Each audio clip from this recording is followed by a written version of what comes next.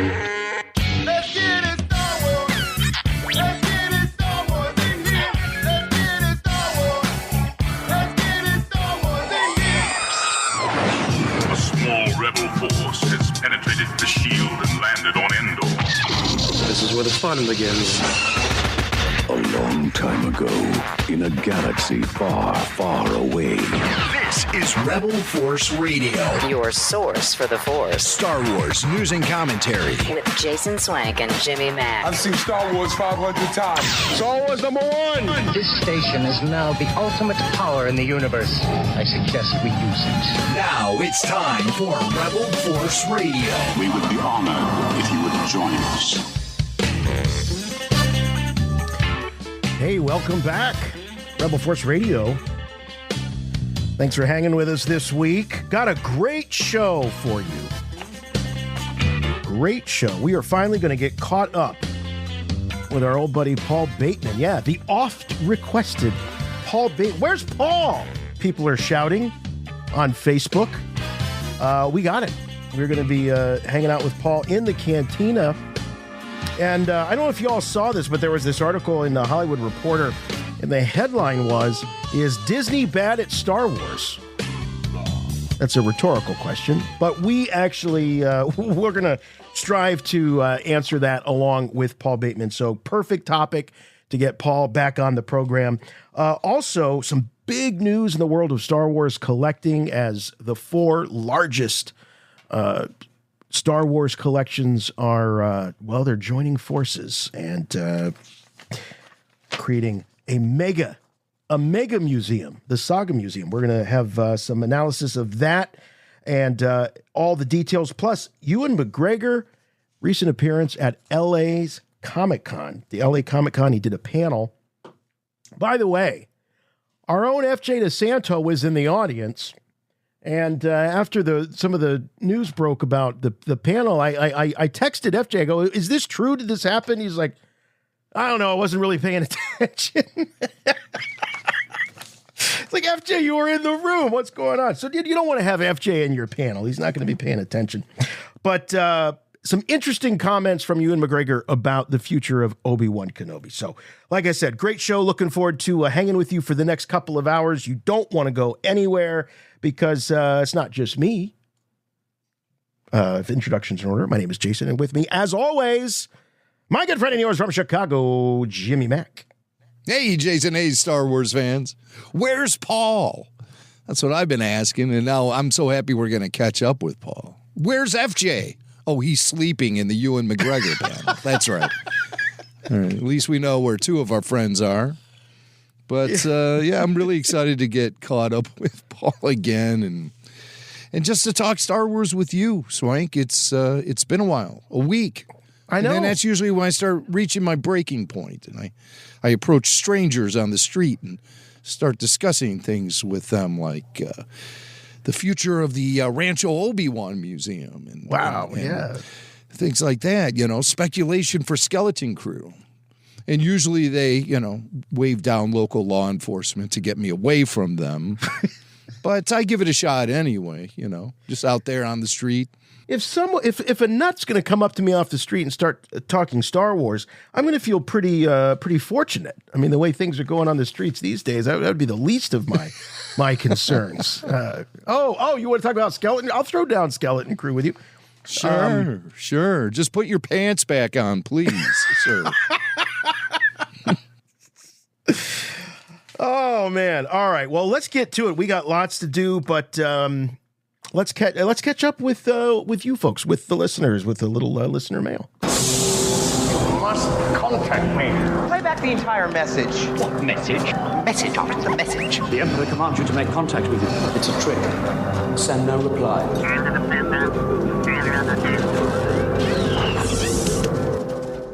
Jason and Jimmy, what's up? This is Jeff from Salem, Oregon.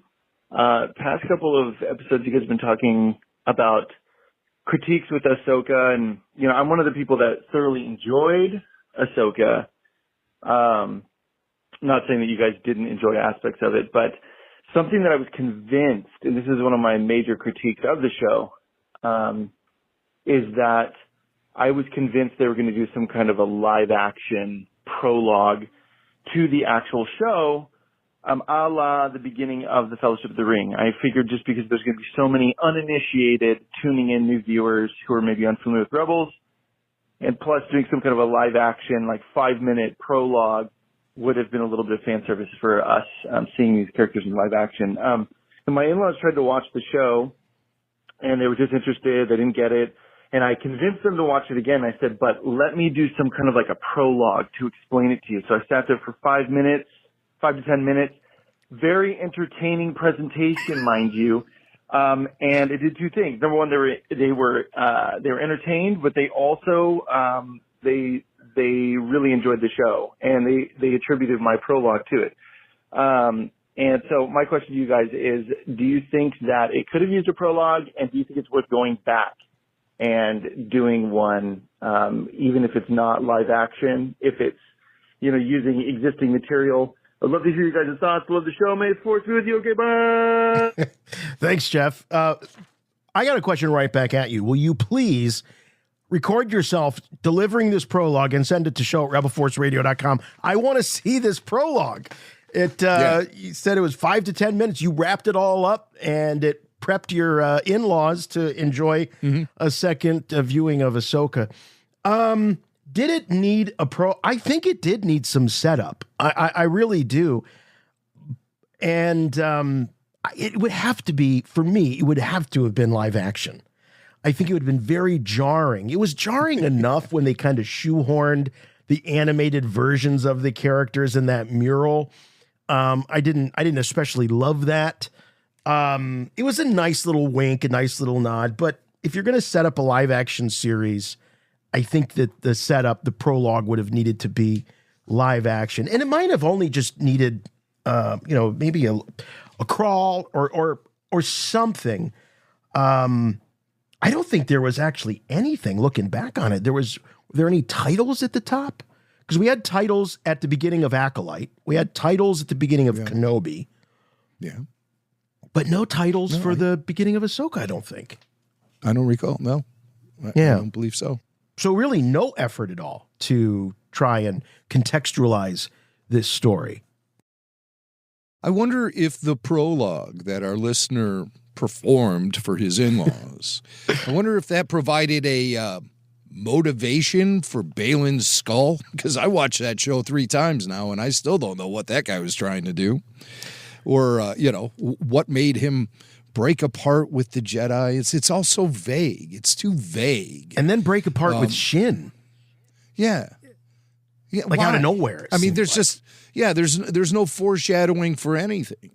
So you might have to add another 5 to 10 minutes to that prologue. All I want from the second season of Ahsoka is maybe a little more well thought out storytelling. It's not like I hate the Ahsoka series, but it just fell really flat for me. There were a lot of great visual things, but all in all, I felt the plot and story was razor thin. Yeah. And the sudden emergence of Sabine as a Force sensitive, I felt was jarring, impossible to predict. And then they provided a backstory that was still confusing. Wait, she trained with Ahsoka and then they stopped training and then Ahsoka, disappeared? What? I still don't understand. A year and a half later. It's not like I need my hand being held when I get told a story, but I look for the dominoes to fall in order. Yeah. And the Ahsoka story was telling this hodgepodge of a tale where it just felt like the entire execution of it was in itself inconsistent at best. Yeah. So it just left me scratching my head a lot. And I also think the Ahsoka show, they made a big mistake in continuing the Star Wars Rebels story. They should have established something for Ahsoka that would have carried us from the end of the prequels to the beginning of the original trilogy in such a way that made sense.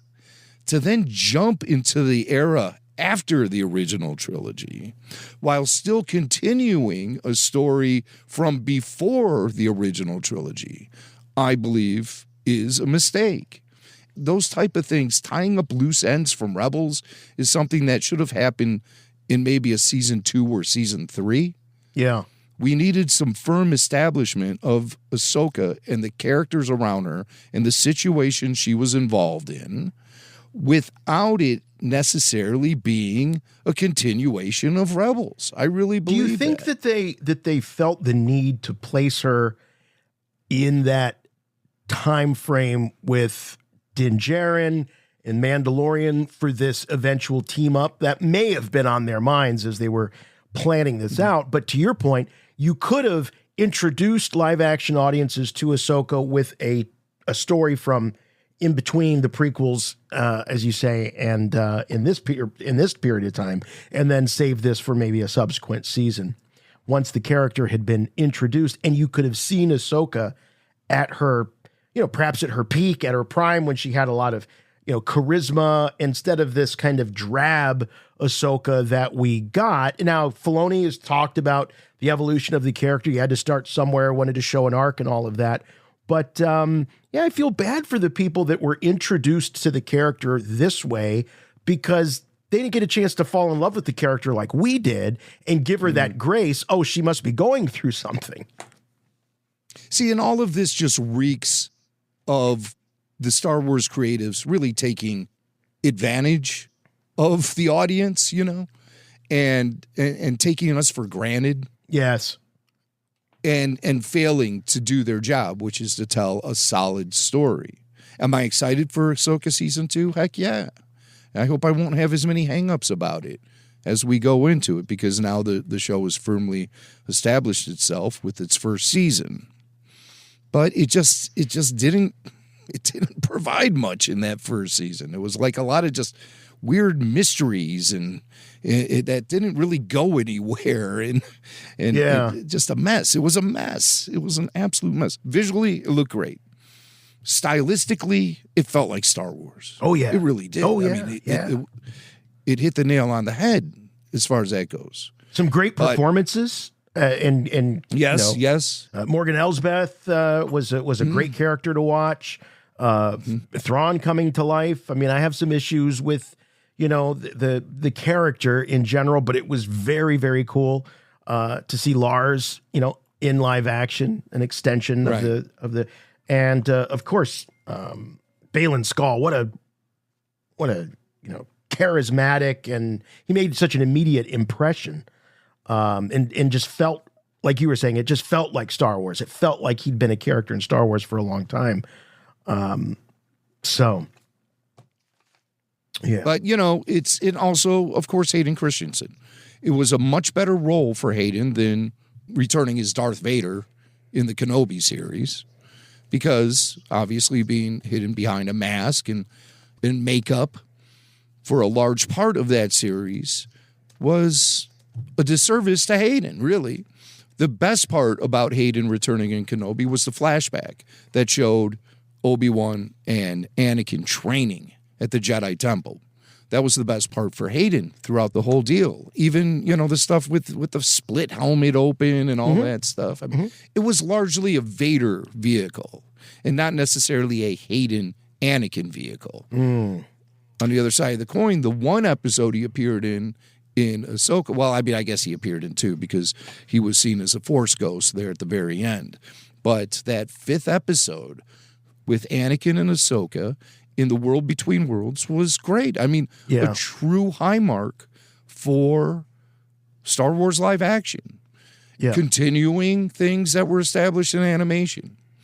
And see, that's the thing. That's where I have the issue also, is continuing animation via live action. I think that's an inconsistent way to do it. And I always think that any sort of Star Wars animation should be based off of the live action, the films, and now the streaming series. I don't think it should be the other way around. For me, it doesn't work that way. And this conversation illustrates that, because we're talking about a prologue and how you really can't do one for the Ahsoka show, because her story's all been told in animation. That's why I think it would have been better just to start fresh, reintroduce the character of Ahsoka, but this time as a live action character and someone you could build these stories around. But let me ask you this: so if the Jimmy Mac doctrine, we're going to call it, this is the Mac doctrine, says you don't follow up, animation with live action. It should be the other way around. Is there a way to avoid that when you have something as massive as the Clone Wars, where how do you not follow up the Clone Wars when it involves so many iconic, big, canonical characters? Well, I mean, that's easy. You just start with a fresh story from the Clone Wars. Put it in the Clone Wars era and have a de-aged Hayden and Anakin. So that doesn't count as following up on the animation. You're talking about continuing plot lines is what you were saying, right? Yes. Okay. Yes. Gotcha. Of course, the live action character should be consistent with the animated version if that's where it's springing from. But I don't know. This whole idea of continuing animated plots that were established already and then bring them back in live action, that doesn't work for me. And that's a big issue I have with the Ahsoka story. I just wish they started with something fresh instead of this crazed need to continue the Rebels story. Yeah. It could be a case of, the old adage about believing your own press. When you are surrounded by, and we know this about Rebels fans, and I know we have a ton of I'm a Rebels fan. We have a lot of diehard Rebels, but there is something really, fanatical is not the right word because it sounds like it's an insult, and I don't mean it that way, but there is a dedication with the Rebels fans who believe that is the pinnacle of Star Wars. And so I think that influences Lucasfilm. I think it influenced Filoni, where they become high on their own supply, and he's believing that this is what the fans want. They want Rebels Season 5, baby, and I'm going to give it to them. Sprinkles of Rebels, like the Zeb sighting in Mando. That was great. That was really cool. Love the Easter egg. It gives you the sense of, there might be more in store. Maybe we will get more of these Rebels. But they really did kind of do it all in one fell swoop. Felt maybe a little rushed. Yeah, I have no problem with characters that were originated in animation being presented in live action. I have no problem with that whatsoever. But this whole wackiness about going to another galaxy to find Ezra and Grand Admiral Thrawn is, established as some sort of big threat. But yet, what kind of threat does he really serve? And does he really require being the top priority of the characters? Why was Ahsoka so obsessed with Grand Admiral Thrawn? It doesn't even add up with the Rebels show. Because if you look at the Rebels show, there's so many inconsistencies between that and the Ahsoka show. He was the key to finding Ezra, right? That's why she was obsessed with Thrawn. Is it? I don't know. That is my assumption. That's my assumption. Well, that's what I assumed when Ahsoka made her debut in The Mandalorian season 2. Yeah. And she started questioning Morgan Elsbeth about the whereabouts of Grand Admiral Thrawn. Well, instantly I thought, well, of course she wants to find Ezra. But as it gets revealed in the early episodes of Ahsoka, she wants to find Thrawn because she believes his return will mean the galaxy will fall back into oppression again. Right. Yes. Yeah, you're right. And the creatives just are like, well, the audience will understand this because Grand Admiral Thrawn was a real major bad guy back in a few novels in the 90s. So the whole audience will know this. So we don't have to explain why he's a threat. Yeah. I say that's BS. I say you had to reestablish all of these characters. And Ahsoka failed in every aspect of that across the board. Yeah. That show failed massively as far as reestablishing the characters, their motivations, and introducing them to a live action audience who won't typically watch animated stuff. I mean, some people don't watch it could be the greatest Star Wars story ever told. But some people won't watch it simply because it's animated. I don't get those people, but I know they exist, and they're definitely. I honestly, I do get those people. Yeah, I do get those. But I'm such a massive Star Wars fan that I overlook things like animation. I'm all about the story. Yeah, sure. So I don't really care either way. But as far as other franchises go, perfect example: the Spider-Man franchise. They have they have 2 animated films, massively popular. People love them. Mm-hmm. And I've been a Spider-Man fan my whole life, going back to the original animated show. Oh, yeah. And I love the live action movies, but I can't make it through 15 minutes of that animated Spider-Man stuff. Yeah, I watched the first one with my kids, and it wasn't my cup of tea. I get that it's kind of avant-garde, and it's, got very stylized and all of that, but you're right. I mean, it totally captivated a lot of people, and they loved it. It just wasn't for me.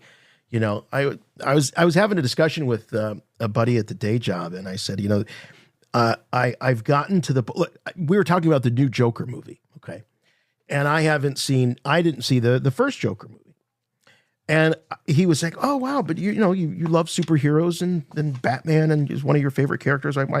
I said, I saw the trailer, and I made the decision. This is not for me. I'm not going to bash it. I'm not going to say it was bad or anything, because I can't say because I didn't see it. But I could just tell from what I saw, like, that's not for me. And I'm okay with that. So it's okay as you mature that you can look at something and go, that's not for me. What I have a problem with is when, like with Star Wars animation, they come down on it and they've never seen it. It's a kiddie cartoon. I don't watch cartoons, It's like, well, you never saw it. You can't call the Clone Wars a kiddie cartoon unless it's the Blue Snapple episode. Poison Snapple. A lot of people dislike the Clone Wars with that film debut, that movie debut they had. Wow. A lot of people walked away from that with a bad taste in their mouths. Hardcore Star Wars fans. Yeah. So George may have screwed up there a little bit. Yeah. Because then those people were really hard to bring into the Clone Wars fold. But George kind of sprung that on those guys and said, yeah, let's put this in the movie theaters. Yeah. It's like, it looks too good just to be on TV. Yeah. Let's put it in the theaters. And I think by the time he made that decision, the production crew for the Clone Wars, they were several episodes deep into season 1. Yeah. And with each episode, they noted improvements in the way in which they were approaching this thing and improvements in the technology they were using to present this thing. So they're like halfway through season 1 saying, oh, wow, look at all the stuff we could do. Wish we could have done this in the first episodes. And then George says, hey, those first episodes, let's put them in theaters. And everyone's like, oh, man, come on. Because really the best Clone Wars visually and story-wise were told in later seasons. Oh, for sure. There's no question. For sure. At least by season 2. Season 1 was kind of patchy. But season 2, I still say season 2, pound for pound, is probably the best season of them all. When you look at each episode and how they all was that the out. Rise of the Bounty Hunters promo that they ran? Yeah. Was that season 2? Yeah. There was a lot of anticipation going into that because by the end of season 1, we started to really see the possibilities of what they might be able to achieve, and then with those promos, the Rise of the Bounty Hunters, those were the days, man. Those were some exciting times. But I find season 2 is the best episode per episode. Better stories get told in later seasons. Mm-hmm. No doubt about it. I mean, the Mortis, the Night Sisters, the return of Darth Maul, etc. But episode by episode, season 2 just seemed like they were really hitting the nail on the head the whole way through. Yeah. Well, Jeff, thanks for a trigger for a great conversation. Appreciate it. And let's hear that prologue of yours, my man. Yes, let's spend a whole episode dissecting it. Well, if you're new to the show, you probably are saying, where has this kind of conversation been all my life? This kind of in-depth conversation about Star Wars. Well, we've been here for a long time, and there's even more for you to see over on Patreon. Rebel Force Radio on Patreon. There is a lot going on over there constantly. We're releasing totally exclusive podcasts at least once a week on Patreon. And a lot of people think, oh, well, yeah, I don't want to have to go to some website to have to listen to it. No, it's better. You can take a custom RSS code, copy it, and put it in the podcatcher of your choice, and that will pull all of our podcasts right to your Apple Podcast app or your Spotify app or whatever app you use to get podcasts. So you listen to it just like you would listen to any episode of Rebel Force Radio. The beautiful thing is, though, you don't have to wait till Friday because we're releasing stuff on Monday, Tuesday, Wednesday, Thursday. Sometimes each day of the week sees an RFR Patreon release. And this week, we have the return of RFR RPG. RFR RPG number 20, Zombie Troopers. And that's when we return to the gaming table. I am playing RPG, Star Wars RPG.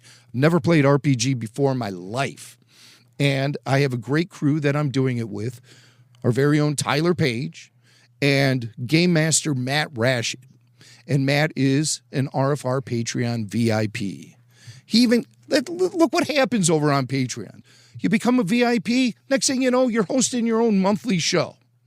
And we're playing this great game with characters we invented, Podcastus and Grando the Grand.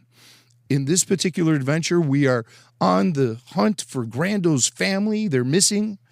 So we leave the space station known as the Wheel, and we get detoured. And it's a very creepy encounter with the undead. A really cool, creepy edition of RFR RPG just in time for Halloween. And you can have access to it if you support Rebel Force Radio on Patreon.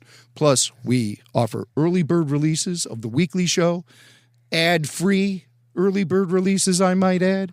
So you're hearing the show first, and you're hearing nothing but the show. No ads. That's a great way to access the show. We cross-post all of our YouTube videos there, so you never miss a thing. And if you haven't checked out our YouTube channel, I really would like you to do that because we're posting videos up there all the time. You don't have to be a supporter of RFR to access our YouTube channel at youtube.com/Rebel Force Radio. And we're always putting up cool videos. Like we put up our complete interview with Sin from a few weeks ago. We put up our video of George Lucas getting ambushed at the zoo by a random fan. So you want to be checking out RFR on YouTube because our YouTube viewers don't even come close to matching the number of podcast listeners we have.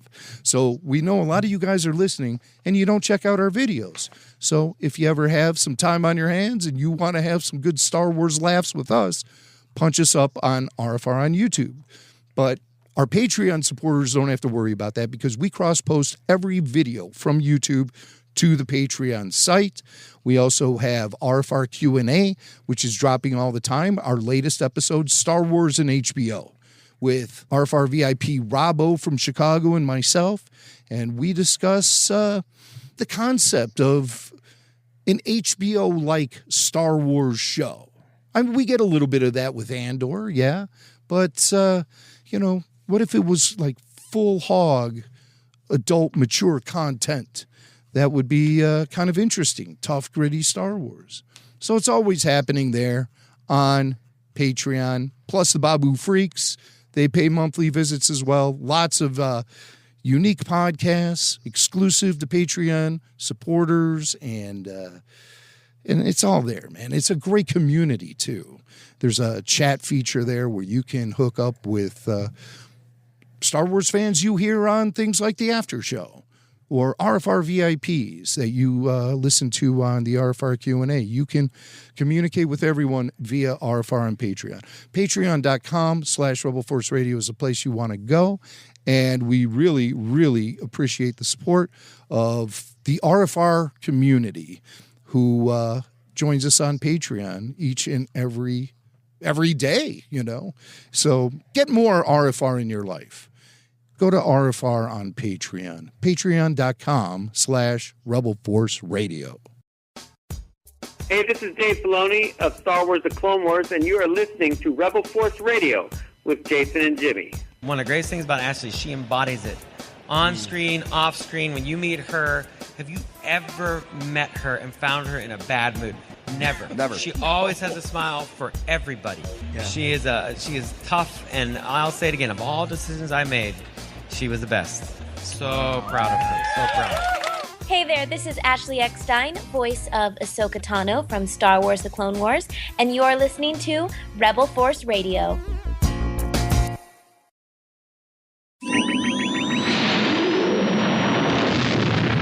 I have good news for you, my lord. That's good news. Come closer, I have good news. All right, news time. What is in the news? Well, we talked about just a few moments ago, Ewan McGregor at LA Comic-Con last weekend. Let's go to our correspondent, FJ DeSanto. Wake up, FJ. Panel ended last week. This is some really good news coming out of here. Namely, that Ewan was not so subtle in saying that they're looking at possibilities for a second season of Obi-Wan Kenobi. This is the first time. I mean, he said in the past that he'd like to do it. He's open to do it. He thinks there's more story out there. But for him to actually say that they're actively exploring this, that's pretty big news, I would say. Well, you're obviously reacting to all the headlines that we saw and the word of mouth coming out of the event, but we actually have highlights. So we're going to listen to what Ewan has to say. And while he does approach the information in the way that you've heard it being reported, when you hear him say it, you might note a little bit of hesitation in his voice. Oh, I don't know if that comes from maybe I shouldn't reveal this because this is something happening behind the scenes, or is this something I hope is happening behind the scenes? Listen to Ewan and hear the words coming out of his mouth for yourself, and you draw the conclusion. You've done a lot of Star Wars now, especially with the show. Is there anything in the Star Wars universe that you would like to do that you haven't done yet?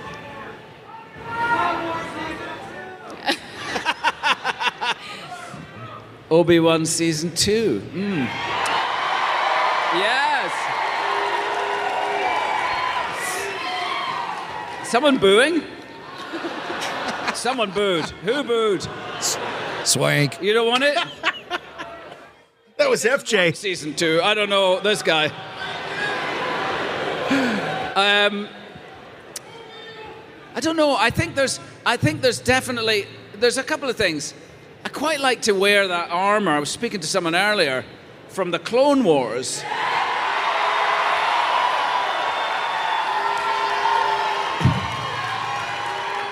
I think that would be something that I'd enjoy. But I was figuring out with someone in the autograph queue today that would mean I'd have to be young. You know, I'd have to be younger. But they can do. No. I'm good. This is a very popular choice. Maybe I just trim the beard a bit or something. Yeah, we'll be fine. Otherwise, it's like having it's the de-aging. It's the dots on your face for 3 months, you know? But I'll do it. I don't care. I think... Yeah. And that way, Hayden and I can really get back together again.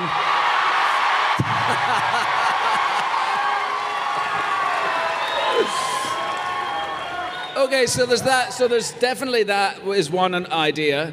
And the other one is, obviously, between the end of the Obi-Wan Kenobi series and when Alec Guinness is Obi-Wan Kenobi, there's got to be another few stories in there. And we're definitely exploring that, I think, would be the word to say. Exciting. Okay. Okay. This is definitely a little grayer than the headlines, Jim, and all the social media posts and the clickbaity articles would lead one to believe. Because up until the very end, he corrects himself. He says, exploring, I should say. It was all very speculative and very, hey, what do you guys want to see? And I for one would love to see him wearing that Clone Wars armor. I don't even think you really need to de-age Ewan. I think Hayden is actually showing a little more aging than Ewan McGregor.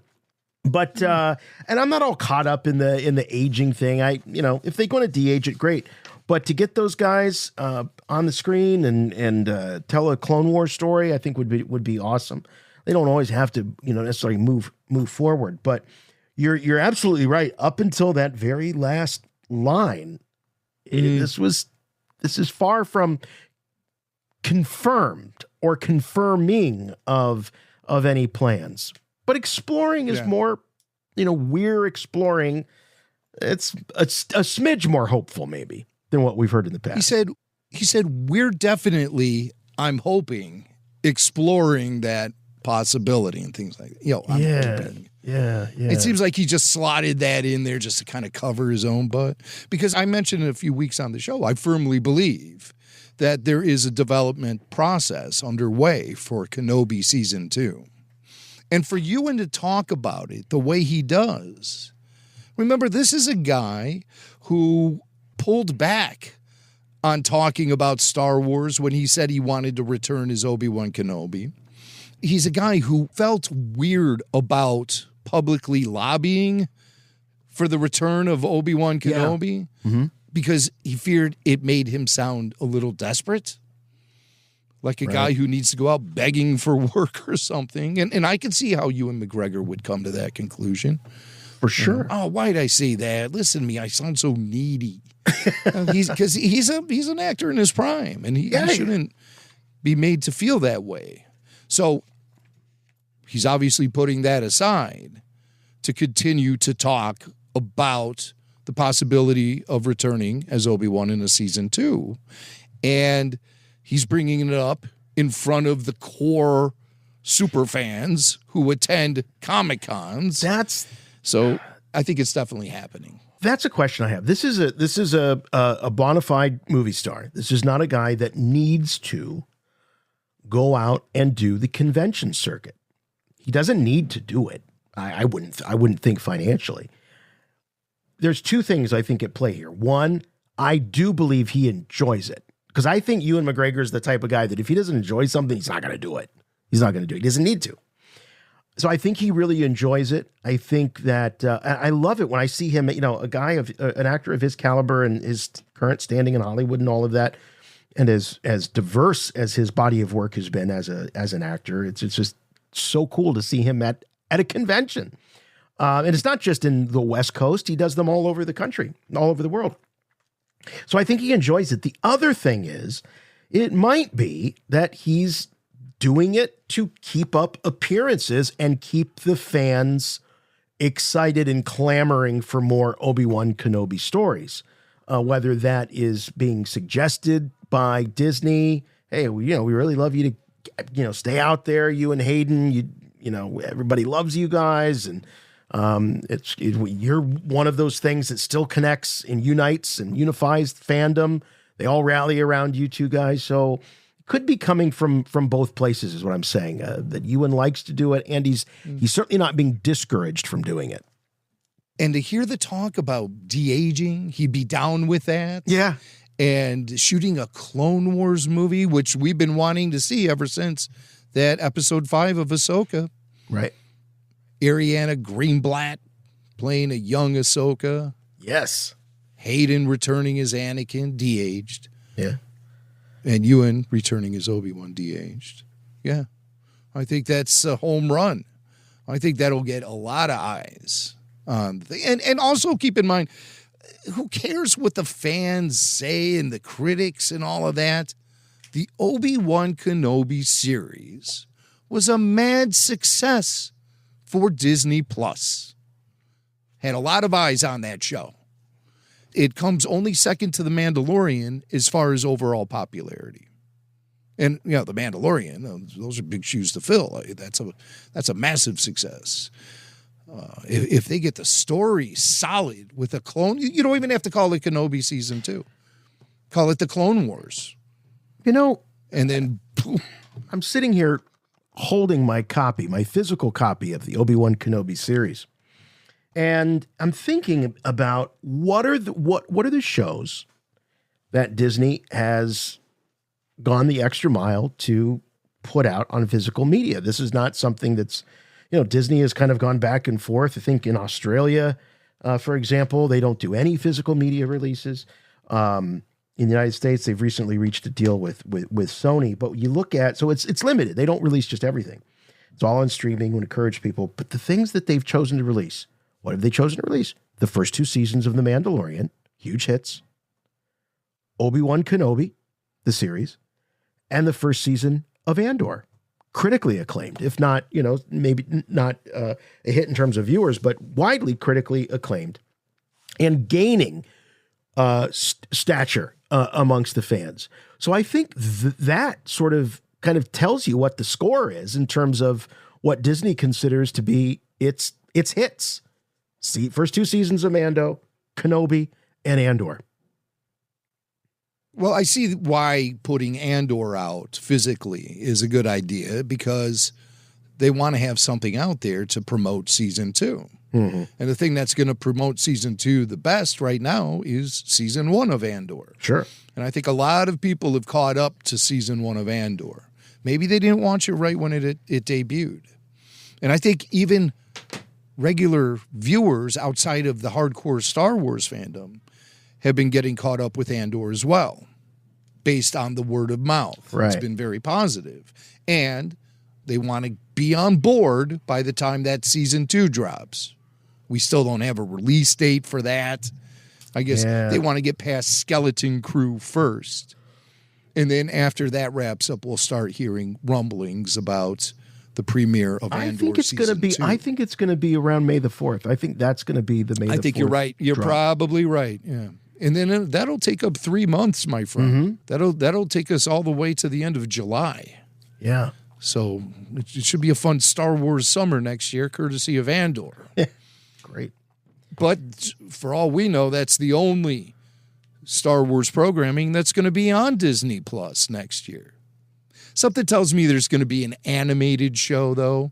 You think another series or just another season of Tales they might whip out? I hope not. Not like a special, like a real animated show, like the Bad Batch was, like the Clone Wars was. It'll be the next evolution of Star Wars animation.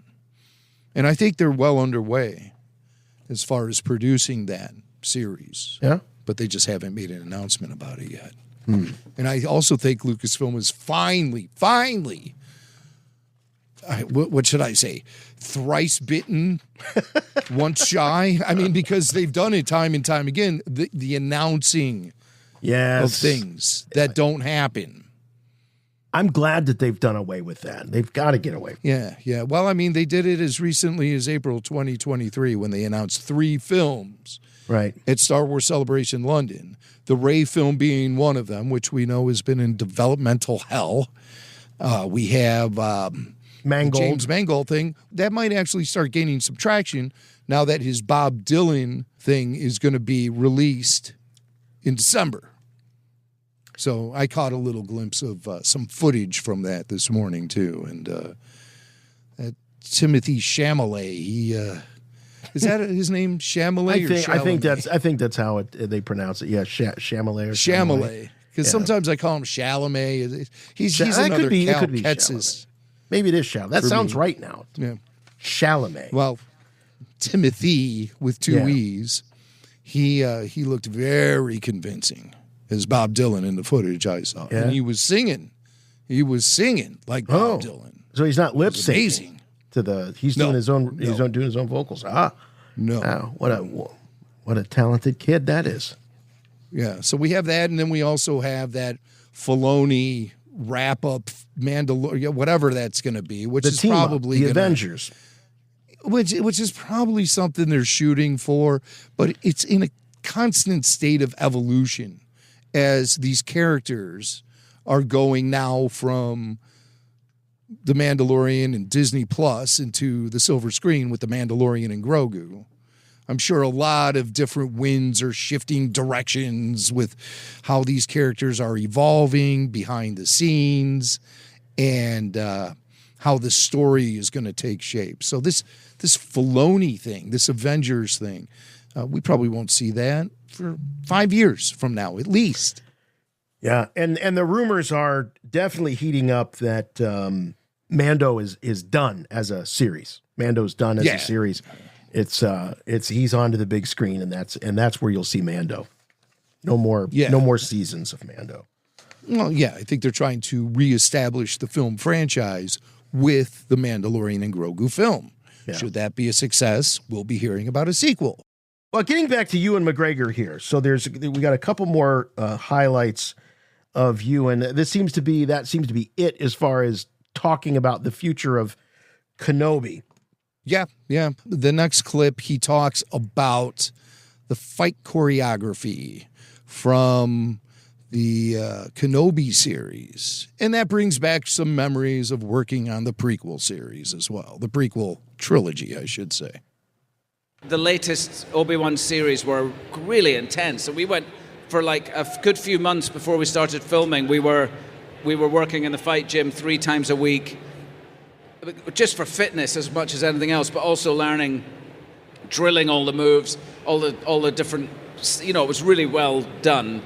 Jojo, our fight coordinator, did a really amazing job at sort of training us, and then slowly learning the choreography for the fights. And then once you start learning the choreography, it does become a bit like learning a dance. It's the same, you have to be in the right place at the right time on the right leg, and So it's similar in a way, yeah. It just doesn't hurt quite as much when you get it wrong in a dance as it does with the lightsaber. Hayden and I will tell you, in the prequels, our knuckles were because we were using metal blades on the lightsabers then. They used the plastic. They're not dissimilar to the ones you have here that we fight with now, and they actually light up now and stuff. And in the prequels, they didn't. We had sort of some alloy blade, and there was a guy on the corner of the set whose job it was to just change the blades after every take. And Hayden and I, particularly Hayden and I, when we fought together, would just every take we'd have to have a new sword because we'd bend the blades. We just went at each other really hard. And there's no hilt on these. George Lucas thought we didn't need a hilt in his wisdom. And a hilt stops your knuckles getting wrapped when you get it wrong. But so we didn't have one. We just got sore knuckles all the time, Thank you, George. I didn't know that they were hiltless. Well, I'll tell you, they're actually not hiltless. And I don't want to be the guy to have to tell this to Ewan McGregor, but the hilt is the actual handle of a sword. That's what is he talking about? Some sort of guard? Cross guard. Oh, and okay. The cross guard is part of the hilt. Right. But it's not the hilt itself. The hilt is simply the handle of a sword. There are very few lightsabers with cross guards. The only one I could think of is Kylo Ren's. Right. Oh yeah, because Dooku's it bends out. It doesn't come down. Yeah. Okay. So that's not a cross guard. Yeah, you're right. Mm-hmm. I'm sure there's some expanded universe Jedi out there in the comic books or something that has a cross guard. But as far as on screen, Kylo Ren, I think that's it. So continuing off of this, these memories that Ewan was having, he starts talking about what the biggest difference is in shooting a show today like Kenobi compared to shooting the prequels of the past. The biggest change was we used that thing called the volume, which is like a 300-degree wraparound. It's probably about as big as this area here, to where you guys are. It wraps around. It's almost 360, but not quite. And the backgrounds are projected onto it. Well, no, they're not projected on it. They're played on it. And when you point a camera at them and move the camera, it alters the depth of field and stuff in the image. So when you're acting on that stage, there's no blue screen anymore, no green screen, which I'm not a fan of. I don't know if you've ever read any of my interviews about the prequels, but I wasn't a great fan of the blue screen environment. And this just takes it away. Suddenly, if you're in the desert, well, you feel like you're in the desert, or if you're in. We had in episode 2 or 3 of the series, we were in this big city with towering skyscrapers and stuff, and it felt, you walk in, you're sort of in that environment already. So that was a massive difference. But everything else was, on the second episode, the second prequel, we used the first ever digital cameras. We shot the first one on film, and the second one, we had these early generation digital cameras with huge cables coming out the back of them into a tent in the corner that sort of hummed, It was so new at the time. And now, of course, we've got digital cameras in our phone. You could shoot Star Wars on that. He's right. Yeah. From a certain point of view. Right. Yeah, you need a genius like George Lucas to help you. But other than that, funny that he talks about, because as he was mentioning the green screen versus the volume, the difference, it does make sense. You have, when you're a stage actor, you have real props to deal with. You have sometimes, they'll create a pretty expansive environment for you, and backdrops. And if you've been to a modern theatrical production, you'll see that they have their own sort of version, I guess you could say, of a volume where they have digital backdrops where they can change the scenery. They're no longer paintings and stuff. So when you look back on the filming of those prequel movies, man, like everything was covered with green and blue. Like they had nothing. They literally had it wasn't even like theater. It was like mime or something. I don't know what it was. It was like it was so sparse. I kind of too sparse. Too sparse. Especially for a guy like you, and an artificiality that the actors were feeling, and I think in some scenes that comes through to the audience. And now the technology is improved in such a way that you have this thing, the volume, which gets Ewan McGregor's approval.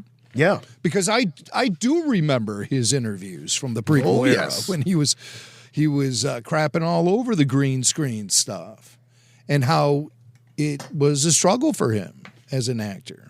It to me, it doesn't show in his performance. I think his performance is great. But for the most part, it was, nothing but green screen for as far as Ewan McGregor could see. And, he's Scottish, I thought it would maybe remind him of the green hills from back home, but no. I don't think so. I don't think. Not even close. Not even close. Hey, you know what? Paul Bateman's going to be calling us here in just a few minutes, but we have to talk about the future for Rancho Obi-Wan and what was announced this past weekend at their fundraiser in Seattle. So we're going to do that now. Oh, is that like the Saga Museum? Well, I thought maybe you would have some sort of thing to say, but I'll go ahead and burn through it. The Saga Museum is this new initiative coming from the folks at Rancho Obi-Wan. It's, believe me, this has been in the work for several years now. The Saga Museum, where the future of Rancho Obi-Wan will continue bigger and better than ever before, but it's going to be in its own facility where you can walk up and pay admission and go anytime. It's not going to be this incredible experience at some guy's at some guy's house. The chicken ranch? Yeah, the former chicken ranch in Petaluma. Steve Sansweet, Ann Newman, along with super collectors Gus Lopez, who has the Boba Cabana in Seattle, Duncan Jenkins, friend of RFR Duncan Jenkins, who has one of the world's largest Star Wars collections in Kansas City called the Smithsonian. Great name.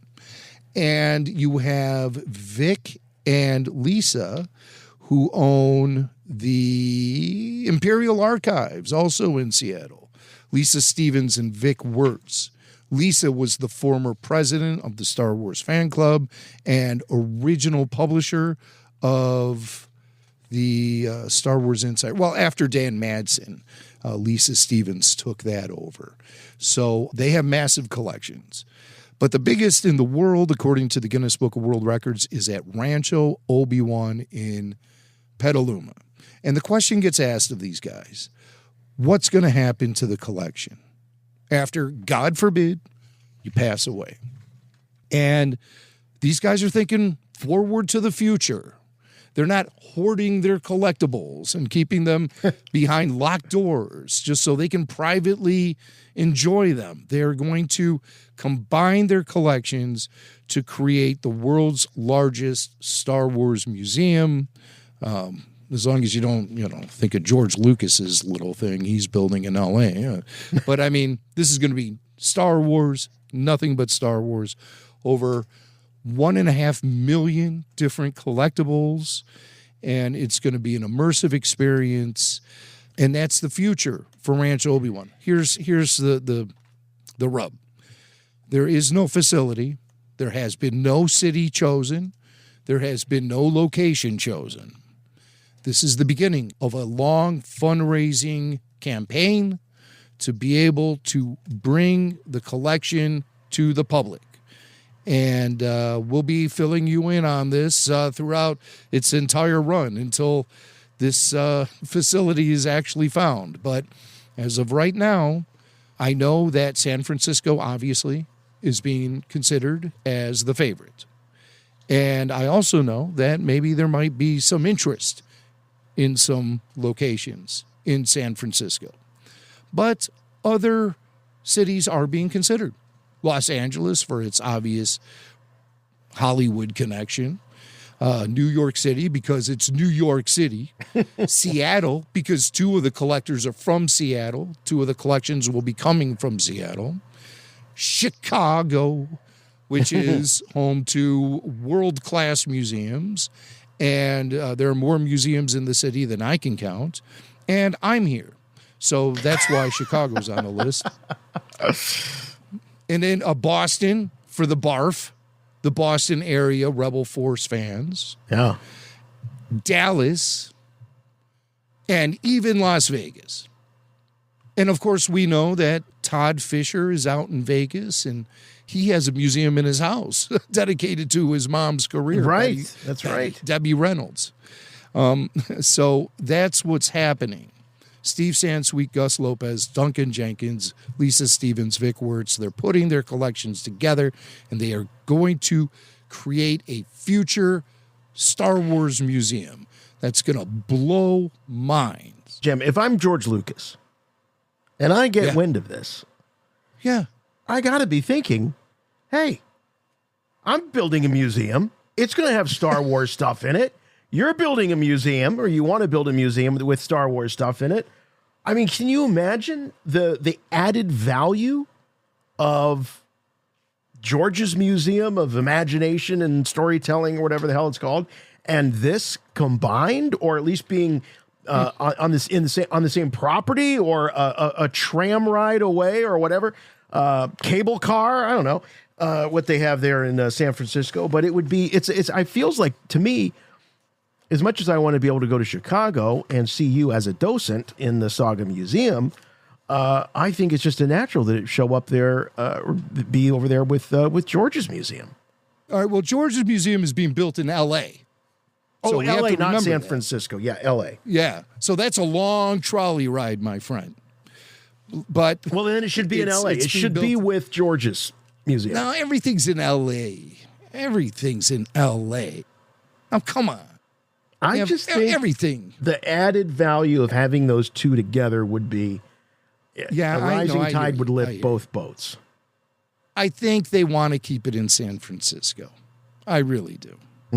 I really do. And so it's possible. But these other cities are being considered, and being considered seriously, too. The board of directors from the museum have gone off to other cities and scouted the museum scenes in those cities. I'll just say the one thing Chicago really has going for it is its central location and its ease of access from both coasts. So we have that going for us. But I agree with you. It should probably land in California. And the double punch of having 2 Star Wars museums in L.A., that's pretty cool. Yeah. But then having it in San Francisco, where Star Wars has so much history and so many of the creatives who worked on Star Wars still live in the San Francisco Bay Area, and its proximity to some Star Wars shooting sites, some other attractions that you can see in the Bay Area, I think is pretty cool too. And we want Steve Sansweet to stay close to his collection, for crying out loud. I mean, yeah. If Steve has to get on a plane every time he wants to check out his vinyl Cape Jawa, then we're in big trouble.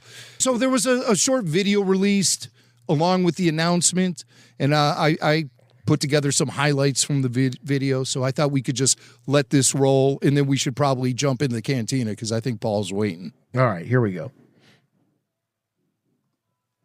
I've dedicated the better part of my adult life to helping build the Star Wars community. But what I have given it, it has given me back far more. I never thought I'd live in a Star Wars museum. Would never have imagined that direction for myself.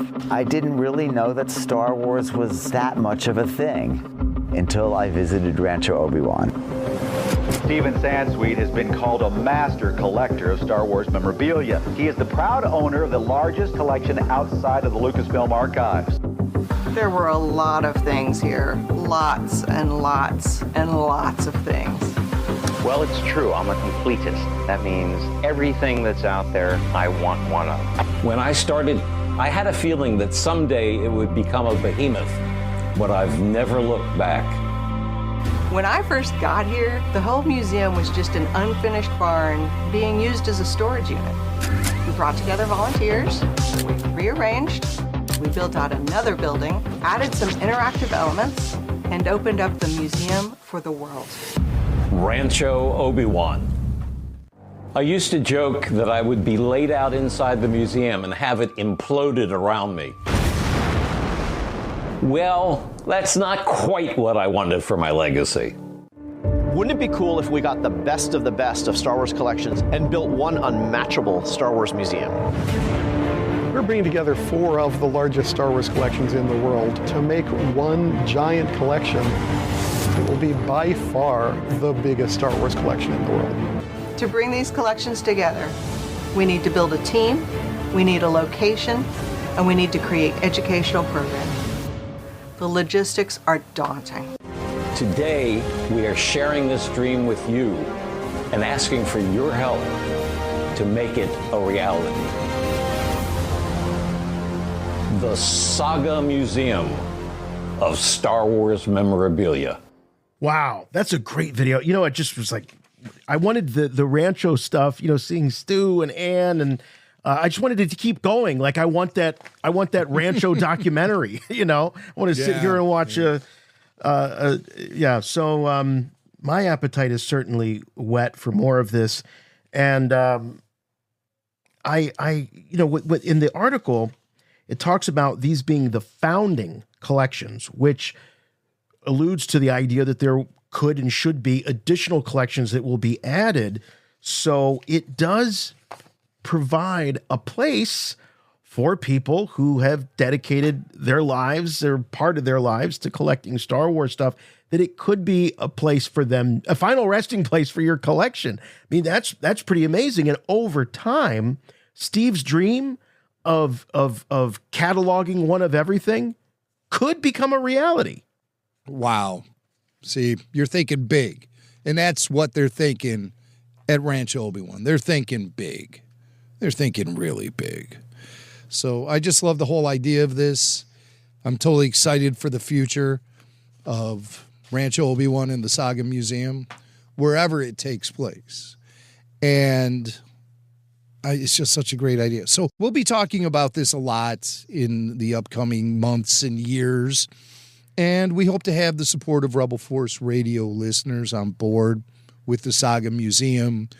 Every time I see Steve or Ann, they always tell me there is no group of Star Wars fans as large as the group of Star Wars fans coming from Rebel Force Radio to Rancho Obi-Wan. They say for a while, Ann was writing down whenever anyone mentioned a reference oh, I heard about you here. I heard about you there. Mm-hmm. She said it was becoming so frequent with the Rebel Force Radio audience showing up in Petaluma at the Chicken Ranch. It became so frequent, she just stopped writing it down. So it's just like one of those things that's so overwhelming that you can't even document it anymore. That is an awesome compliment. Yeah. And so join us as we surely will be supporting the future of this museum. And we hope you guys are along for the ride. Rancho Obi-Wan is home to the world's largest Star Wars memorabilia collection, as recognized by the Guinness Book of World Records. Become a member of Rancho Obi-Wan right now to get exclusive access to tours of Rancho Obi-Wan hosted by Steve Sansweet, invites to special events, and more. Plus, you can also make a difference and help Rancho Obi-Wan grow with a simple donation of $1 or higher. Visit ranchoobi-wan.org now to get the latest news, become a member, or make a donation. ranchoobi-wan.org. All right. As you said, Mr. Bateman is waiting, so let's do it. Let's head off into the cantina and talk to our old pal. Star Wars Cantina. Where are you going, Master? For a drink. Sorry about the mess. You will never find the more wretched hive of scum and villainy. We must be cautious.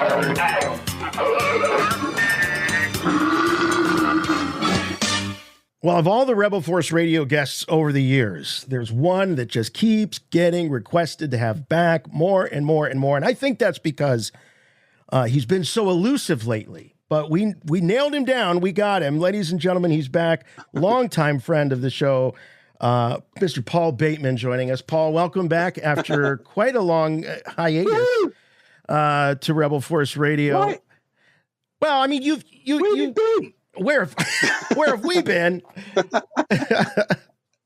Well, let's just put it out there. It is after so many years online being one of the biggest champions of the Star Wars brand, the Star Wars films, you have had what a lot of fans have had, which is it feels like a bit of a, I don't want to say a divorce, but maybe a organized separation or something. Nervous breakdown.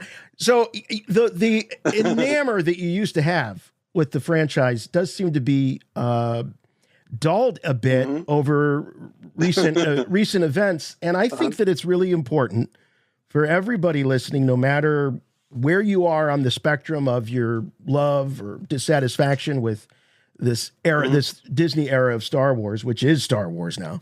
That it's important that we hear from all different perspectives. And I've said for a long time that I believe that Paul Bateman understands the visual language of Star Wars better than any guest we've ever had.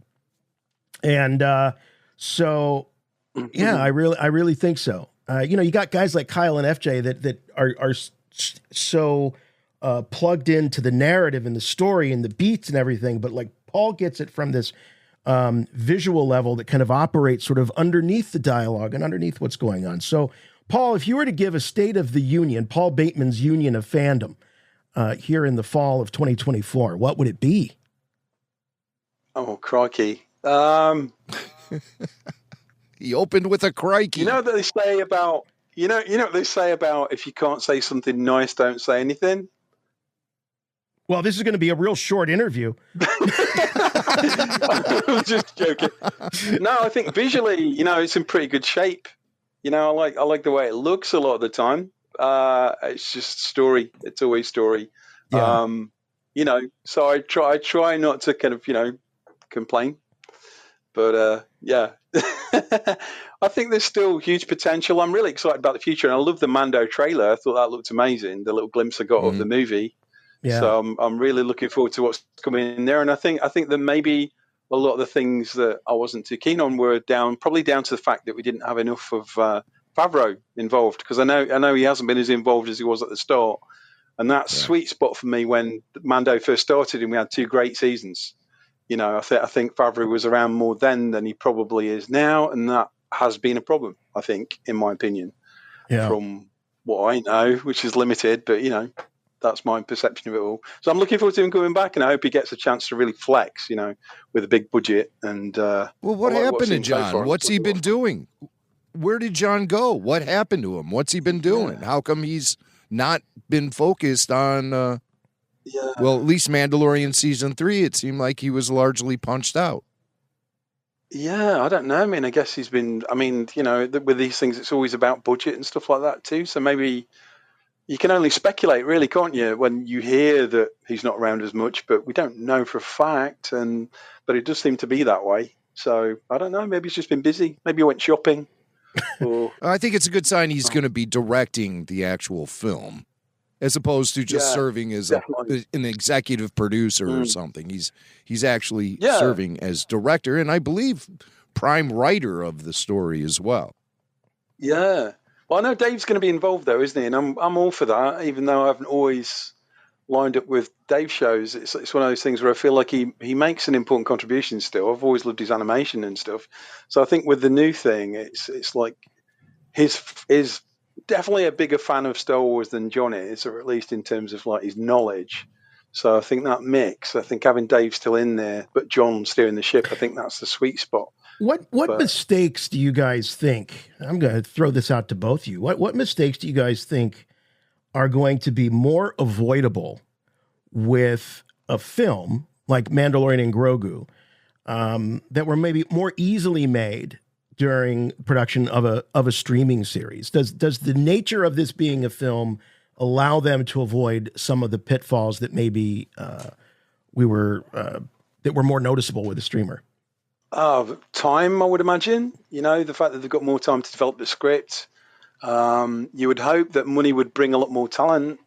So hopefully, you'll have a few people involved that can really kind of tweak this into shape. They're always on a really tight clock with a TV production. It's always really, they haven't got a lot of time. But I'm just hoping that they throw like a season's worth of budget at a 2-hour movie and that the script is tight as anything. I'm hoping that John's going to kind of push things back into shape a little bit, because I think if I'd seen a movie that was like the first 2 seasons of Mandalorian, I would absolutely love it. So I'm looking forward to just sort of seeing what they can do with the extra cash and extra time, and maybe a bit of talent that they can't afford on the TV show. Who knows? Mm-hmm. Yeah, can't wait. I think the focus. I mean, the trailer looked amazing. Did you guys see the little kind of teaser trailer that leaked? And stuff? Yes. Yeah. Yeah. Yes. So seeing Mando and Grogu kind of going down that hill in a little 2-legged chicken walker or whatever from the Clone Wars was really cool, and you can tell that it's got that George kind of humor. The way they landed at the bottom and they think they've kind of got away from it all, and then all of a sudden a bunch of AT-ATs come around the corner. So it feels more like George's Star Wars than a lot of stuff has recently. So yeah, can't wait. But fingers crossed. I don't know what it's.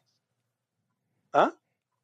I just think the format of being a film will apply some greater focus to the storytelling, where there'll actually be a full story told with a beginning, a middle, and an end, without constant, tying up loose ends from a previous movie or series or setting up a future movie or series. I think that would be the best approach, is to provide a self-contained experience as far as the story goes. Definitely. How do you guys feel about them kind of cameo in the original cast and stuff like that? Because all these rumors, aren't there?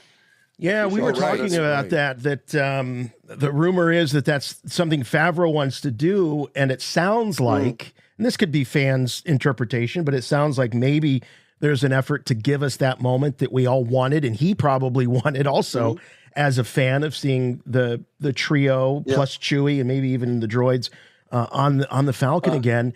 And the rumors that I heard was that Harrison Ford was the one that wasn't all too keen about it. I can go either way. I don't know how much weight Harrison. One, it's hard for me to imagine that he cares that much as long as the money's green.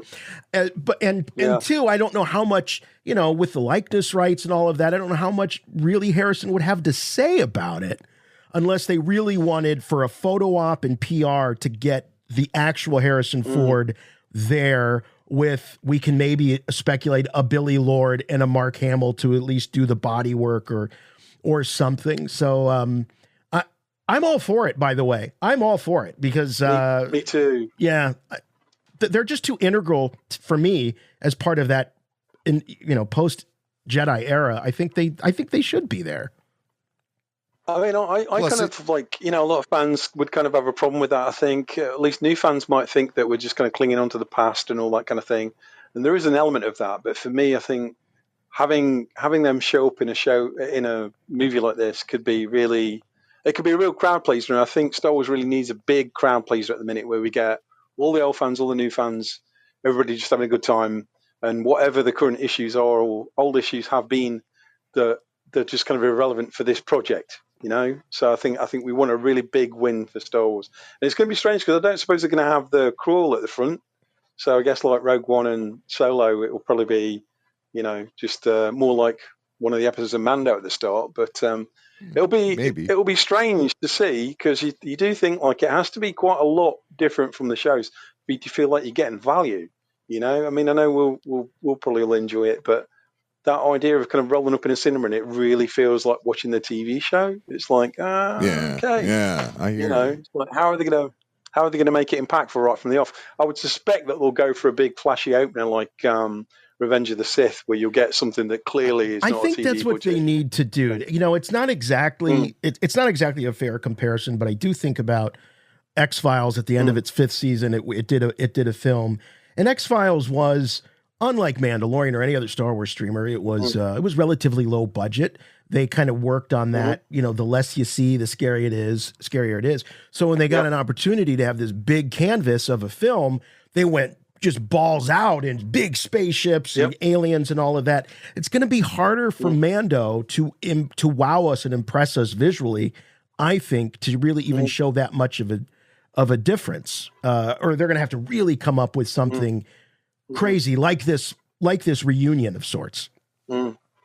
I just keep thinking about the fact that, like, being such an old school fan, it's one of these things where I was actually talking to a friend the other day about how many minutes do we actually see the original trilogy cast clearly in the old movies. And when you kind of tally it up, it's probably not that many minutes per movie. Right. I mean, obviously Luke's the central character, but most of his shots is at a distance, or he's got his back to you, or it's a really quick shot. And I often think, like, if they did do digital versions of these characters, I think it would be completely achievable to do a movie where they featured. But, I mean, whether that's a good idea or not is an open for debate, I suppose. But it's cool to think that they could feature significantly, even if the movie's not about them. I'd love that, but I don't know. I We've guess they're seen not featuring CG it. versions of all of these characters already. We've seen Leia in Rogue One. We saw Luke in The Mandalorian and in Book of Boba Fett. And we saw a young Harrison Ford in the last Indiana Jones film. So Lucasfilm currently has assets in place. And the way the technology has been growing, especially with AI and everything, it could be next level stuff we'd see should those characters appear, the younger versions of them appear in the Mandalorian film. Could be like some of the greatest CG we've ever seen. You would hope. Yeah, I mean, I know there's a lot of talk about the ethics of doing it. I think provided the families of the actors are okay with it, then I say go for it. But Now, I brought up the likeness rights. That's an interesting point, Paul, because I brought up likeness rights, and George famously, according to Carrie Fisher, was stuck her face on a shampoo bottle and all that. She said every time she looked in the mirror, she owed George, $10. But I don't know if those likeness rights extend. I don't know if you guys have heard about this. If likeness rights extend to the CG and sort of generating new performances from these depends on these actors. On the contract. Yeah, but you can assume these contracts. Oh, do you? Okay, please tell. I have a weird insight on that. Like when I worked on the first few Harry Potter films and the last few, and in the very first ones, I was even in it a bit, Right. And as usual, they stuck us in like a scanning machine and scanned us like 360 for the Quidditch match in the very first film. So the contract that we had to sign was quite extensive, and it was talking about usage in perpetuity and stuff like that. So if Warner Brothers ever want to, not that they ever would, but they can stick me in any Harry Potter movie they want, like as a background wizard. Yeah, So- can so, you yeah, imagine those if there? guys. What was your? Did you have a character name in Harry Potter? Did they give you a name? Idiot Slytherin, probably. Yeah, I so was Idiot definitely Slytherin, a a Harry teacher, Potter, yeah. Idiot Slytherin, a Harry Potter story is going to be on HBO Max in Yeah. a few years, starring a Chapter 10. CG Paul Bateman. Yeah, yeah. So Yeah. I mean, that was. I mean, how many years ago was that? So Uh-huh. it was almost like. Oh, and early look, 2000s, so yeah. George's contract predated, though I would imagine that George, Mm-hmm. through the years, updated those contracts with the actors and renewed them and things like that. I would think. I don't know. Yeah. No insight into that. But it is interesting. And I do like the precedent that James Earl Jones set with his voice, and there's a contract and there's money. And so I would imagine that you could push aside all of these ethics issues if everything was just out in the open as, yeah, there's a contract and there's money for the family. Yeah, I mean, I think it's also the thing to bear in mind is when these rights first started becoming an issue. You know, I mean, back when we were doing Harry Potter, we had no idea what they were talking about in terms of reality. You know, like in the early days of sort of 3D capture and stuff. You know, we didn't understand that it was going to lead to things like AI. You know, being able to kind of emulate an actor's behavior, movements, and voice and everything. So back then we didn't really understand what we were signing, but like the Warner's contracts were definitely very kind of, you know, whatever happens in the future, we have the rights to that too. Are you okay with that in the small print, you know? So I don't know as far as Star Wars where that goes, whether it's, and obviously there is still an element of like fair usage and stuff like that. So I would think that even if they're contractually allowed to, obviously they'd expect it would be not okay with the estates of these actors or whatever to do so without their permission and stuff. It wouldn't really be very ethical. So even if they were allowed to, I think they would start to consult them. But yeah, I just think it's cool. Like, just as a fan, you just want it to happen, don't you? You know, it's just like, it'd be great to see them again. Absolutely. There's been a lot of headlines lately in the news. You look online, you see headlines like this recent one from Hollywood Reporter, which asks, is Disney bad at Star Wars? An analysis. And I've been seeing a lot of headlines like that lately, saying that the franchise is, there's a perception it's in really bad shape right now, but the box office numbers and some of the streaming numbers sort of paint a different picture. So, I mean, I'm just going to throw that question at you. Is Disney bad at Star Wars, or is it a mixed bag, or is it a success? Where do you stand on all that? I think these things, you know, require a big team of people, and I think without a doubt there is some talent involved in the making of these projects that's exceptional. You know, there's a lot of great design work that's been shown up in The Mandalorian. There's a lot of, you know, great design work turning up here and there, but it's just the central concepts, the general idea, the focus of things.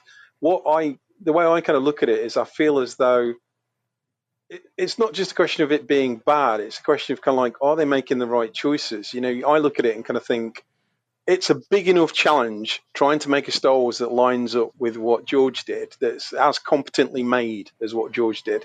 He's an exceptional talent. You've only got to look at science fiction, how few films there actually are that had that kind of impact and were directed, you know, with a similar kind of impact. But now you kind of feel like all they're trying to do is experiment and try something different all the time. I realize that Star Wars can't stand still. It needs to change, and it needs to give us various different things to look at, because otherwise we'd all get bored of it, even the biggest fans. But at the same time, I just wanted them to get on their feet and produce competently made Star Wars like George's first. And once they know they can do that, then experiment. But I feel like the first 2 seasons of Mandalorian were the start of that, where you kind of went, ooh, this actually feels like kind of George would have had a hand in this. And then as it progressed, you kind of thought, yeah, they're getting more and more competent. And then bang, all of a sudden it's like you can kind of feel as though they've just gone, right, random, let's do all kinds of strange stuff and different stuff, and let's just sort of see what we can create that's ours. And I think their focus should have been, let's be like competent handlers of a George-style Star Wars, and let's not try and flex too much until we've really proven that we can do it. Because it's not easy, you know, and it's one of those things where I just feel like the first 2 seasons were a huge surprise where I just thought, yeah, this is really good. But then afterwards, I just feel really let down by the whole thing. I thought the trilogy was appallingly kind of produced and well, not produced, but written is the main problem I have with all these Star Wars films and shows at the moment. I just can't understand why they haven't got a better writer. So I don't think it's necessarily that they don't know what they're doing. I think that there's just a few key ingredients. Like, I suspect that it's coming from the top in terms of the choices that they're making. You know, it's like, why that? Why not? You know, when you think about it, you put 10 Star Wars fans in a room, they'll probably have 100 suggestions, but probably they'll agree on 50% of what they'd all love to see. And I feel like the management at Lucasfilm at the minute doesn't have a clue about that because they're not even into Star Wars. You know, certainly Kathleen's she's not really into it. She's just not. So, you know, to have a person that's not really passionate about Star Wars kind of making the decisions that impact on what the fans actually get to see, to me just seems kind of crazy. I feel like they need more fans in the room, not like inexperienced, not understanding fanboys. Well, it's like not as though, you know, it's interesting when you hear that because it's not as though Star Wars hasn't influenced some of the biggest and most talented filmmakers and writers ever since those films came out. So this idea of, well, you just can't, you know, what do you expect us to do? Walk into a convention and hire people? Yeah. Mm-hmm. No, not really, but I don't think you could swing a dead cat in Hollywood and not find a talented writer that loves Star Wars and was greatly influenced by it. I mean, all I can tell you is I know directors who are, and I'm not talking about Kylie, by the way, even though he would be a competent director, I believe. I know directors that are A-listers who I've talked to about Star Wars and stuff who also can't believe where it's at and who would actually make amazing Star Wars movies, I'm almost certain, and yet at the same time, there are hands over fist. There's at least 2 I can think of that have turned it down, that were asked. I'm not going to share who they were because it wouldn't be fair. But you know, there are competent, brilliant directors out there who aren't working on Star Wars right now because of the way it's been handled. They're like, they don't want to be tarred with that brush. They don't want to have the problems that clearly are going on with Star Wars at the moment at their doorstep. So it's they are losing the ability to get hold of certain types of talent because they're just like, they can see like we can as fans what's going on. You know, some of that is just some of that is just the insane political culture that's sort of engulfed much of not just United States but certainly you know, the whole West, and it's polluted our ability to even create and talk about the creative works. Yeah. Like you say, these people want to avoid this stuff. The focus should be like what it's always been, which is like great Campbell level mythology that feels like it's timeless, you know, with the humor levels hitting about the same as it did do for George, that have got great, really strong characters that are very charismatic and interesting and fun. When I think about all the things that I liked about the original trilogy, there's probably like 100 reasons why I loved it more, probably. And I just don't see any of those tick boxes getting ticked in the new films and shows, apart from spaceship, Jedi Knights, you know, locations. It's like, great, I'm glad all that stuff is there, but like the stuff that really matters to us, the stuff that resonates with us and makes us really feel and care about these films is just not happening. It's just not, you know, there are interesting ideas there, but they're just, I don't know why it's just not landing ever, you know. And for me, it's not about the politics. It's more just about like, they're not focusing on the things that George seemed to focus. They seem to think they are, but not really. You know, I mean, do any of the Star Wars TV shows, you know, with the possible exception of Mandalorian, really feel mythic to you? You know, do they ever feel timeless? Right. Like you're going to be watching this in 20 years' for you. time. Many times we hear the new creatives who are working on Star Wars cite the references and influences George Lucas may have tapped into when he was creating the original trilogy. Do you think that's a good idea to go for George's influences, or should the creatives be influenced on the big picture of what George actually created based on those influences? Meaning, shouldn't they be more influenced by Star Wars than the actual influences that went into the product? Well, I think it's a great question, Jimmy, and I think you probably see eye to eye with me about that one, which is that if you focus on the influences, you could easily end up with something like rocket ships that look straight out of Flash Gordon. You could end up with something that looks like a Fremen. from Dune or whatever. So it's not that easy to just mainline straight into the things that George was into. But yeah, I mean, Star Wars makes for such an unusual recipe, isn't it? It's a really unique flavor. But I think if you asked like 1,000 fans at conventions, like of different generations, I think they would still give you the same reasons why they care about it and why they love it. And I'm just not feeling that with the modern products. And I know there are a handful handful, that's me being super dismissive, but there are many fans out there that are very into the shows that I don't like. But I think comparatively, if you compare that to the fans of the old movies, they're not even a speck in the ocean. I mean, so they're all moving away from what makes it popular. I mean, you cannot give Star Wars toys away in the UK now. You just can't. This is the first time in years I've seen the local toy shops completely devoid of Star Wars stuff, apart from a handful of Lego things. And there's a reason for that, and it's the stuff that they're putting out. So as much as they want to blame toxicity, which is a term that I hate anyway, like fans having a different opinion to me are not toxic. And I'm not toxic because I don't like what's being put out. I'm just a person with an opinion. And I think it's a very dehumanizing term, and it's unhealthy to have that floating around in fandom all the time. We're all people. We're all fans. Some of us like some things. Some of us don't like it. And I think that we should all be talking with each other and trying to figure out how to help.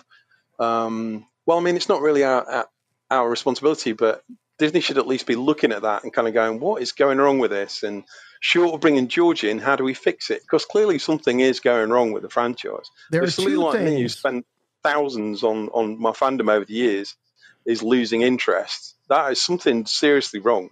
Yeah, Paul, I was about to give you a standing ovation on that. That was fantastic. There are two things that have happened recently that are giving me some hope. One is this Hollywood Reporter article that Jim mentioned. It's a really good read. I think because, the old adage, the first step in solving a problem is one admitting that you have a problem. And we know that Hollywood Reporter and Variety, these often just serve as mouthpieces for the corporations and the studios. So the fact that this piece got out there, and it's not a hit job at all. It's very even keeled. It says a couple of things that are shocking because you don't see this in the trades. It backs you up, Paul, when it says, yeah, people that don't like the Acolyte aren't all racist. So let's stop with that nonsense. It says, we didn't even talk about the Acolyte yet, right? But then it talks about how, don't get me started, Jimmy. Then it talks about no, Kathleen Kennedy is not the most incompetent person to ever live, but she's certainly culpable for the failures of what's happened. So it's a very, I thought, even article in a major trade like this that stops throwing all of the fault and the blame at the fans. The other thing that was kind of fun, and you posted this, is this little clip that we've got from the latest Star Wars Lego, which we'll play here for our listeners. This is fantastic. Let me see if I have this right. In your galaxy, my dad is mostly evil until he turns good for like 5 minutes and then dies. My own nephew betrays me and kills most of my best friends. And I spend decades alone on an island with something called porgs because I get super sad. And then I come back and use the Force so hard that it kills me. And you want me to help you? That's really your bitch? Sorry, hard pass. Good job, Zig. You really sold it. Well, when he puts it that way, but we still need your help, Luke. That to me was Lucasfilm admitting to some degree that maybe our fans, some of our fans had a point. And this also could have been thrown in there, to lure Mark back, because he's been very vocal over the years about it. So it was a fun tongue-in-cheek way of acknowledging that, from a certain point of view, that was a pretty crappy future for Luke Skywalker. It's this idea as well at the moment. It's certainly, if you're listening to social media, I think you get this completely wrong idea about Star Wars fans in general. I think in my experience, I didn't have any friends that had a problem that was race, sex, or gender related to do with Star Wars. They don't care about that. They just care that it's not really playing like an actual Star Wars thing. That its focus is in all the wrong places. The example I always cite is, I'm a passionate vegetarian and I care about it enormously. But if Star Wars started being about vegetarianism, I'd be going, wait, that's not right. That's not Star Wars, you know. And I care about it enormously, and I understand the importance of that kind of issue. But that's not Star Wars. It's 40s style, you know, kind of RKO style adventure. I think that's what a it is. super smart analogy. And if I could just take it one step further, because we've known each other for such a long time, I love meat. I love eating meat. You and I get along just great. None of my business. We get right. We get along just great. But if Star Wars would become all about vegetarian, and I would say, geez, Paul, I know you're a vegetarian. Cows. I would say, geez, yeah, right. The other way. I said, geez, Paul, I know you're a vegetarian, but God, I got to tell you, this direction with Star Wars just seems a little, as you would call it, off model. Right. And you wouldn't say, oh, you're a rabid anti-vegetarian. Yeah, right? It's like, whatever. It's just not what it's about. It's like, oh my God. But we're meant to have a good time and just, you know, I mean, like, Star Wars was such a special film when it came out, and it wasn't just about the visual effects and the actors and stuff like that. The script, I mean, you know, George has admitted himself he's never been the greatest writer, but still, because of the way he handled that topic and the world that he built and everything, it was amazing, you know, and you just kind of, I want that feeling again. So, you know, when people, the reason I consciously avoid kind of getting on the internet and complaining a lot is because it's a bore, you know, and it's like, and I don't really want to complain. What's actually kind of coming out of me is like, I want that feeling back. I want to really enjoy Star Wars, you know, and I enjoyed it for years and years and years, you know, and I was actually one of the most vocal kind of like proponents of KK when she first showed up, because, you know, her reputation as a producer is exemplary. I was like, this is fantastic news. In fact, I'm sure you remember, guys, we were having countless conversations about this is great. Like, look at KK's resume. Yeah. But her job now is not what her job was, you know, and people don't understand that. They think, well, she did this, therefore she's going to be great doing Star Wars. Her job's entirely different. You know, like what she does now is as far from what she was doing on things like Back to the Future and E.T. and stuff like that as making coffee is. You know, it is, which I know is a snipey remark, but it's true. She's a brilliant person, but she's clearly not the right person for this gig. You know, and I'm kind of tired of people putting the blame entirely at her doorstep, but pretending there isn't something going wrong is also equally ridiculous.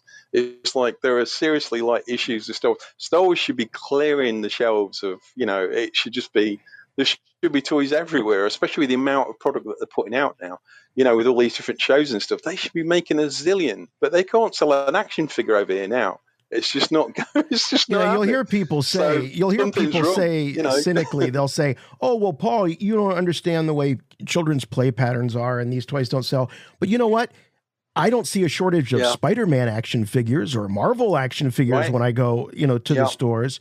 So clearly, they're making it for someone. They're making it for collectors as well as making it for kids. And then you also just have to look back to just a few years ago when there was this built-up demand for Grogu toys to the extent that there were bootleg T-shirts and all that first Christmas. So there is demand available out there for Star Wars. For the good stuff, for the first 2 seasons of Mando, that's where the demand is. I mean, and there were some great designs there. So you look at the end of like season 3 and there's some fantastic helmets, fantastic new trooper designs. The art department are doing the job really well. You know, there's lots of stuff kind of landing that you think that looks amazing, that you would think would still sell. But no, what's selling is the stuff from 30 years ago, 40 years ago, you know, and it's like, okay, you know, but I'm optimistic. You know, I don't want this to turn into another poorly moaning phase. You know, I mean, I am excited about the Mando movie. I think that's, you know, because there was something going on there when you know, when they first started, that felt more like Star Wars than anything that Disney had done. And so to me, that's like, okay, a return to that as a focus, although it might kind of feel odd for a movie. You kind of go, well, like, really, is that a big enough kind of playground for a film? And we have had TV for a few years, so it's going to be a bit weird. But at the same time, I just think, well, something was working about the start. So the fact that they're going back to this isn't necessarily a bad thing, you know, as long as the right people are involved. But I just want, you know, I want them to get to grips with making quality Star Wars that most of us can agree is good. And then once they get to grips with that, start exploring new territories, but not until they've got like regular Star Wars right, you know. And I feel like most of the time they're not right now. And if they can nail it and achieve that, then I think like they can go anywhere. They can do a few thousand years later than they've ever done. They can go back into the Old Republic if they want to. But personally, right now, I don't want them to do anything until they've just got like the regular stuff kind of like hitting hitting the mark. Get the basics right. I think, yeah. Yeah, and I think they've got talent there that could do that. Obviously, the Favreau and Dave together, I think, make a great combination with the right level of collaboration. But I think, I don't know, they just need to. They clearly need to experiment with more talent. But like the picks at the minute, I'm like, why them? I mean, the fact that we've got a documentarian potentially making episode 10 is like, what are you talking about? And it's got nothing to do with her politics or who she is as a person. It's just like she's never directed a movie that's not been, added documentary vibes. It's like, why on earth are you picking that person? There's no good reason for it. It's like, other than that politically works for you. And it's like, and then we're back again to the vegetarian thing where it's like, that shouldn't be your focus. You're just like, who is the most likely to make an amazing Star Wars movie? And that's a tough question to ask, but I can tell you one thing, it's definitely not her. It's like, that film is going to crash and burn, like it is. And everybody can see it coming. And the same as we did with Acolyte, we knew that was going to tank, and we're just being ignored and mocked for being, homophobic or out of touch or old. And like, personally speaking, one of my favorite shows was The Expanse, and like that is full of, characters of different genders and, races and lots of female characters. I had no problem with that at all, but Acolyte was appallingly made. It was just really bad, and if you want to defend that because politically it lines up really strongly with what you're passionate about, I understand that. But like as an experienced Star Wars fan, they just got so much wrong. It's like, what's going on? It's like, with that much money, it's like 2 point whatever it was. What was the budget for the whole season? Oh God, I thought it was 180 million. New reports suggest it is north of $230 million. Yeah. The production cost. Yeah. So obviously that's what set its fate in stone, was the fact that it had a semi-decent opening for those first 2 episodes. And people seemed enthusiastic about it, so they turned in for the 3rd episode a week later. Yeah. And that's when we were presented with that Witch Mountain flashback, and the show could never recover from that. That was really the thing that killed the show, was the witch flashback in episode 3. If you look at the numbers, you'll see exactly what I'm talking about. Yeah. And my main problem with it it just was, couldn't survive that. It was poorly executed. It was poorly placed in the series, and it was really awkward. Let's just say a very awkward moment in Star Wars history. Totally, I could just tell that they just had no full. Whoever was responsible for this, you could just tell that they had no understanding of what Jedi are meant to be. I mean, the guardians of peace and justice in all the galaxy. They're not mean cops that steal your children, and that's kind of the portrayal was like, oh, it will be interesting to deconstruct these characters and turn them into like mean people that show up and persecute people. It's like that. The whole point of this is that we kind of like almost can lean into these characters and think highly of them and see them as an unrealistic potential, if you like, an aspirational kind of like almost like deities or mythological characters where we can all kind of lean into it and kind of go, wouldn't it be amazing if there were actually people in this universe that were that special? But instead it's like, oh, aren't we being clever to deconstruct them and turn them into idiots? That's my issue with it, is I feel that it's actually quite boring and tedious, because that's so popular these days, is to take this very postmodern approach and say, well, all institutions are inherently flawed. Well, that's probably true to some degree, but I want escapism. I want a new hope. Where's the hope in Star Wars? Where there are institutions that we can at least fantasize about that aren't just full of corruption. Yeah, right. I mean, Grant Morrison once said, the comic writer, he said something that I thought was interesting, where he was talking about.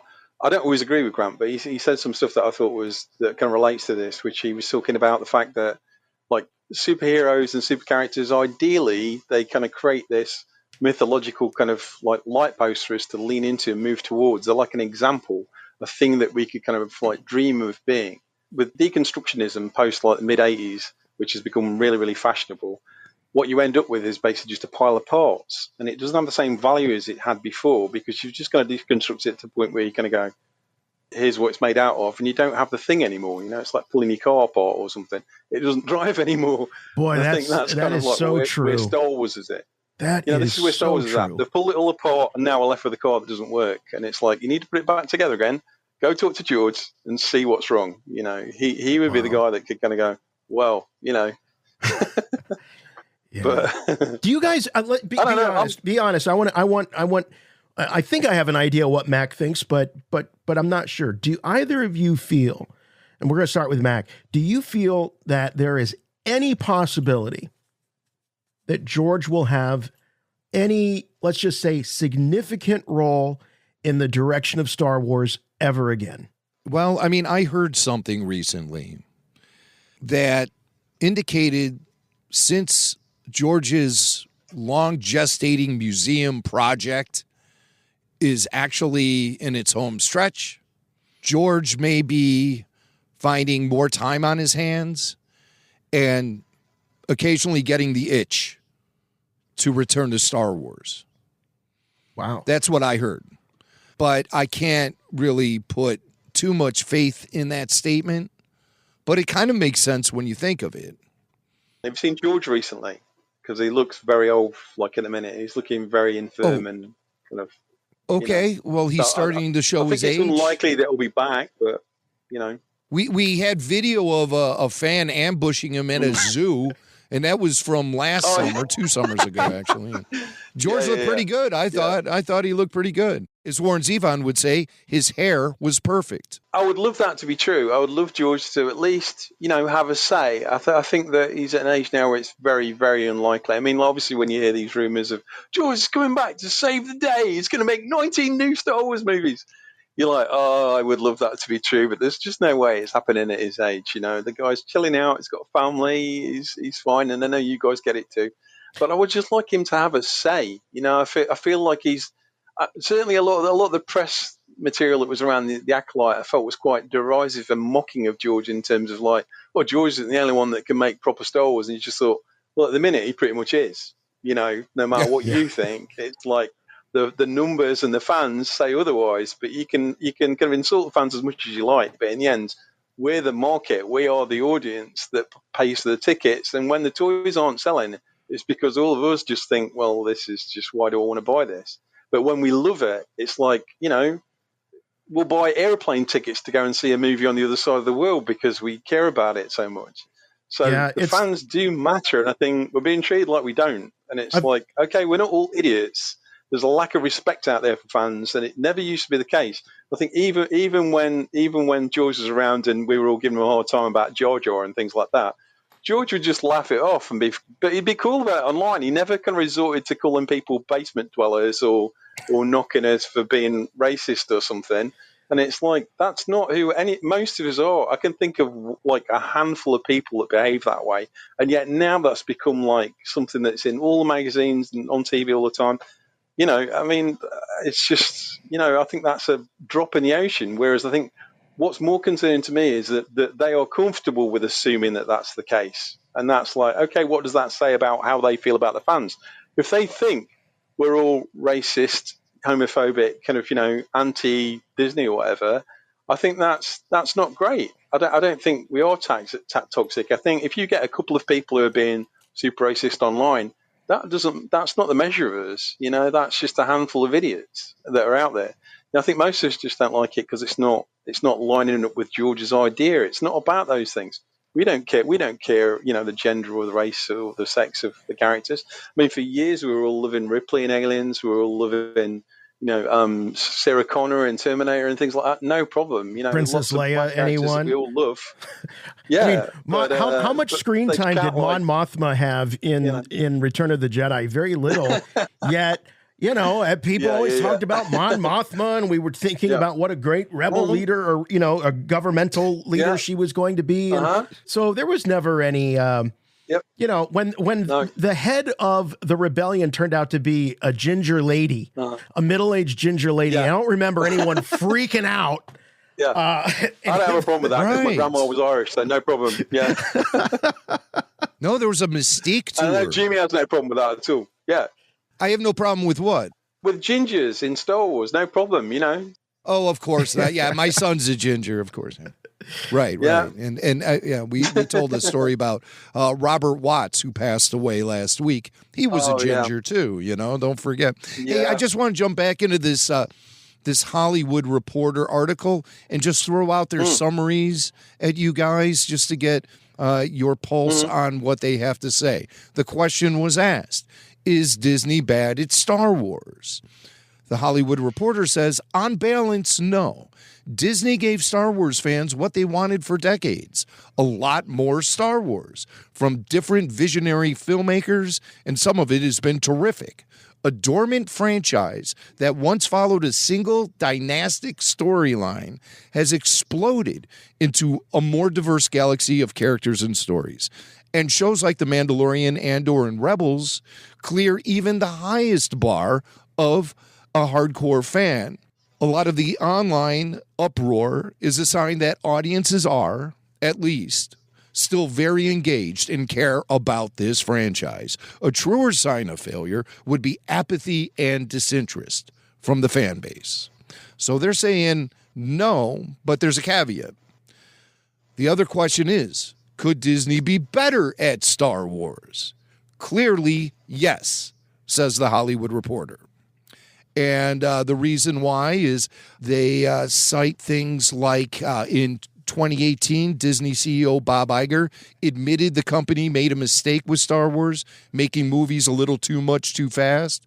This is after the Solo box office flop. After Iger temporarily left the company in 2020, Disney and Lucasfilm arguably made the same error again on the TV side. Too much too fast. Too much too fast. It's difficult to tell whether or not Star Wars requires more corporate oversight or more creative chaos that has been happening. And it seems like there's been too much creative chaos and corporate oversight to begin with, which has resulted in a master plan that is constantly being rewritten, content that sometimes feels undercooked and clunky. It's not the fault of fans that they're increasingly having a bad feeling about this. So they're saying, yeah, there's a lot of signs of big success with Star Wars under the Disney leadership. But at the end of the day, it should be better than it is. And I feel like whatever it is they do, Jimmy, is like it's like whatever happens, they take away the wrong lessons. Every time. It's like this is not because they made too much. It's just because it's too poorly made. It's not thought out. People who aren't in the industry can look at this and pick apart and identify problems with most of the shows, and a lot of it is kind of obvious. Like I could go on for ages about like stuff that they've gotten wrong in the shows where you just think like, what? Wait, why? Or you can just pick apart the plot. But I think largely the main problem is whoever's doing the ship is picking the wrong projects to start, and in my opinion, and then they've just got terrible writers that aren't thinking it through. And if the writing is kind of competent in the first place, at some point it falls before it gets to the end. Just little things like take for instance Ezra in Ahsoka. You look at that and you kind of think the guy's been on his own for 10 years in the middle of nowhere. He barely emotes when everybody turns up. It's like he doesn't give a hoot that he's been stuck on an island with a bunch of turtles for 10 years. It just feels nothing. It's like, how is that not in the script that it's a big deal, that he's been found fine after all these years? It's like it means nothing. And then the whole thing where he's kind of like when he escapes and he's on the ship and he's wearing the Stormtrooper outfit, there's no good reason for him to be debarking his ship wearing a helmet. And it's like a rebel base with loads of people pointing guns at him, and he's walking up to them in a Stormtrooper gear to kind of like force drama, and you look at it and you kind of think, none of this is just playing for me at all. And even in the most amateurish way, it's like there are fan films that don't get this much wrong. It can look flashy and spectacular and all that, but at the same time, I just feel like really obvious mistakes being made. And the reason why I kind of back out of this sort of thing a lot, and I'm barely involved in fandom at the moment, is because I don't want to be the guy that's moaning all the time, but I could just see so much wrong with these shows. And this is why when I finally get an opportunity to talk, I just moan for ages. Yeah, but and I didn't intend on doing that. But you're doing this exactly as I hoped and as I knew you would, which is with you're backing it up with the strength of the character of a guy that our audience has known for almost 2 decades. Someone who I've known is to be one of the most passionate, informed Star Wars fans. Someone who has industry experience. So you're coming at it with a certain credibility that is going to escape, the latest YouTuber that decided, they were a Star Wars fan a couple of years ago. I'm not gatekeeping. I'm not saying you have to have been a Star Wars fan for decades, but this is, it's interesting how it's coming out of the mouth of somebody who I think has just a ton of credibility. And who I also know. I don't know about that, but well, I feel it. I feel it. So don't worry about coming across as a moaner. But if we could just zoom in a little bit, since the Acolyte is the freshest taste in our mouths. You had some pretty strong things to say about it. Was there anything that they got right? Was there anything for you that you went, okay, this could have worked? Maybe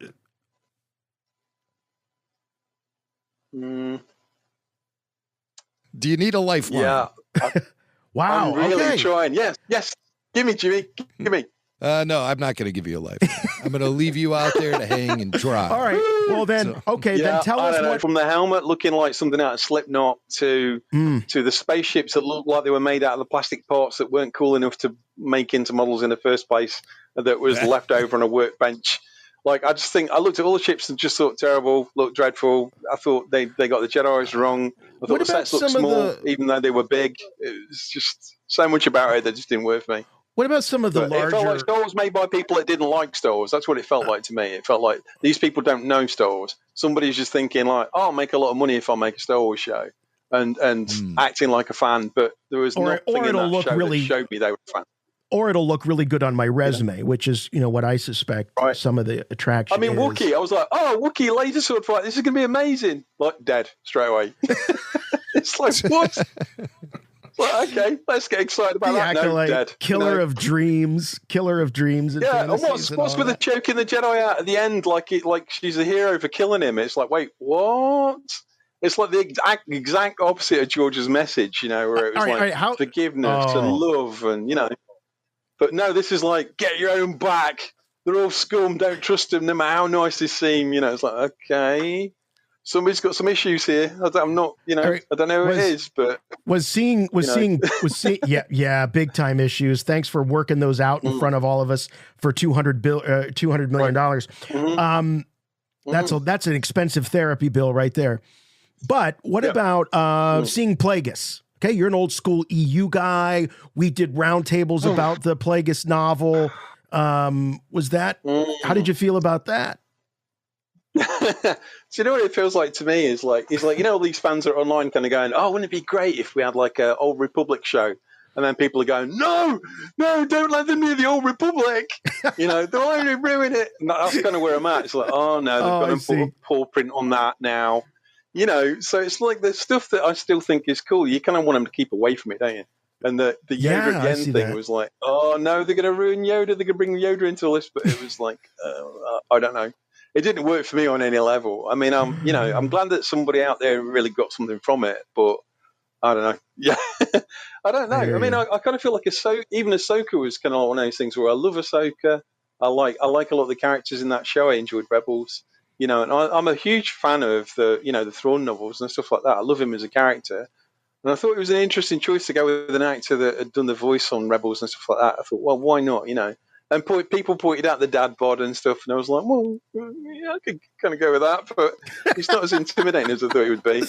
But it's mainly the little things like, having a character that doesn't have anything to do with the Force in Rebels suddenly is like super powered and goes from having no powers at all to being able to throw Ezra like 200 foot and off a Star Destroyer. It's like, what? It's that whole no powers, all the powers in 5 hours thing again. It's like it just diminishes the impact of what the Force is. And, I don't know. By the way, I just got... I don't want to do that. I just got Dad Bod Thrawn here. Haven't opened it yet. I was happy to see if I'm doing a profile. He got a little paunch. He got a little belly on him.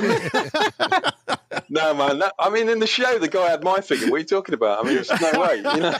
Well, you know what? I like to think if they ever made a Paul Bateman action figure, they would give you the same grace as they did with old. Yeah. No. Lars. I'll tell you, man, one of these days I've got to make action figure. Like, we've got to do Rebel Force Radio action figures. We've got to, man. Okay, I got to tell you, this is a true story. True story.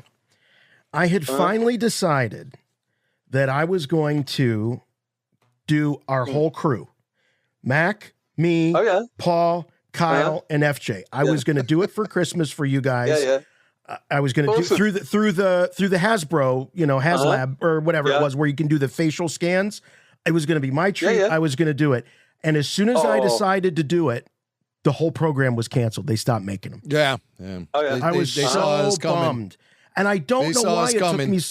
I don't know why it took me so long to make that decision. Because now I'm like, that's all I can think about is how cool that would have been to have the whole lineup. You want some good news, Jason? This year I'm doing some like plastic, pop vinyl type stuff, like some designs, and so I'm doing a deep dive into ZBrush at the minute. So eventually I will get around to it, and I'll just sculpt us all. So it's not. That would be amazing. I'll make it happen. All right, that would be great. There's a guy in Spain that does all the card backs amazingly well. Like, they actually print them with the cutouts and everything. You can get like mock back, like for peanuts, that are quite amazing. So I'm going to get in touch with them and see if we can run as a set. I would love it. Yeah. Years ago, the thought of RFR action figures seemed like a pipe dream could never happen. But in this day and age of 3D printing and the craftsmanship, I'm kind of thinking it's a possibility. I think I've been slacking off for too long, guys. I mean, I think it's about time I design some new T-shirts and some posters, and it's got to happen. It's not good. All that stuff. Yeah. heaps of stuff. Yeah. Excellent. Well, Paul, it's been great getting caught up with you, man. We missed you. Oh, Jason has the. I just had to free him from his plastic tomb. But let's see if we can get a proper. Yeah, look at that. Let's see. Okay, where do you? All right, that's to me. Have him lean back a little. The camera definitely adds 10 pounds, but all to your gut, apparently. Yeah, I've been telling myself that for years, but I think maybe I've just got to face up to reality, Yeah, it happens. It happens. Yeah, this has been a blast, man. We can't let it happen. We can't let it go so long without checking in with you. But let's do it again. I mean, where I was at before, just so the fans of the show know, it's like, I was kind of squirreled away in a location where it's difficult for me to get the internet and stuff. And now we're relocated and I'm back in the real world again, so I can kind of reconnect with you guys. That's good news. So people would ask. People would ask. They would say, "Where's Paul Bateman?" But I'd say, Paul is having issues with time and space right now. Yeah, that's about right. I just would leave it at that. Yeah. That's pretty much the measure of it. The short version is we used to live in Coruscant when we were in London, and now we're currently living in Hobbiton. And internet connections are a bit like, okay, there's a deer in the way.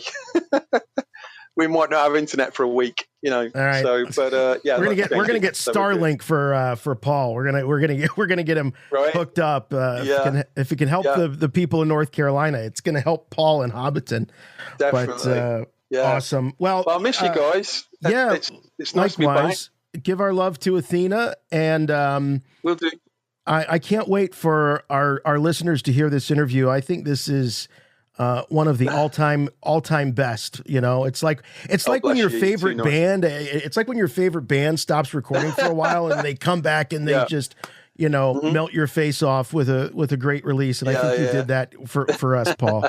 Yeah. Well, I hope this doesn't end up like Jane's Addiction. Jimmy, just so you know, I have a sound engineer guy who's knocking about. He's a friend of mine down here, and he's going to try and fix all my audio issues soon. So you guys won't have to put my rubbish audio down a pair of earphones. So pretty soon. I'll let you know. Well, we look forward to the upgrade. All right. Well, Paul, always a pleasure, man. Thank you so much for hanging with us. Mate. Yeah, nice to be here. Thanks, guys. Bye, everybody. All right. Take care, Paul. Thanks so much. Bye. All right. Bye. There he goes. Paul Bateman, always great to catch up with him, and some great insights. And I hope you all enjoyed it because it's been off requested. I mean, by ourselves internally, but by the listeners as well. So yeah, it's great to hear from Paul again. Chewie, get us out of here!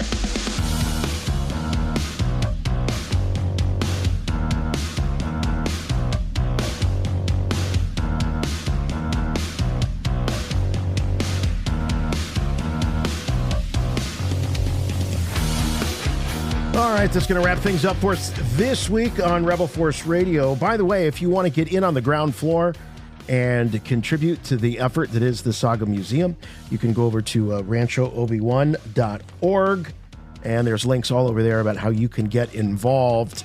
I'm sure word will spread as a result of this broadcast. They've got great press. I was so pleased for them. It was just all over the web after the big announcement was made, so very happy for Steve and Ann, the whole crew there.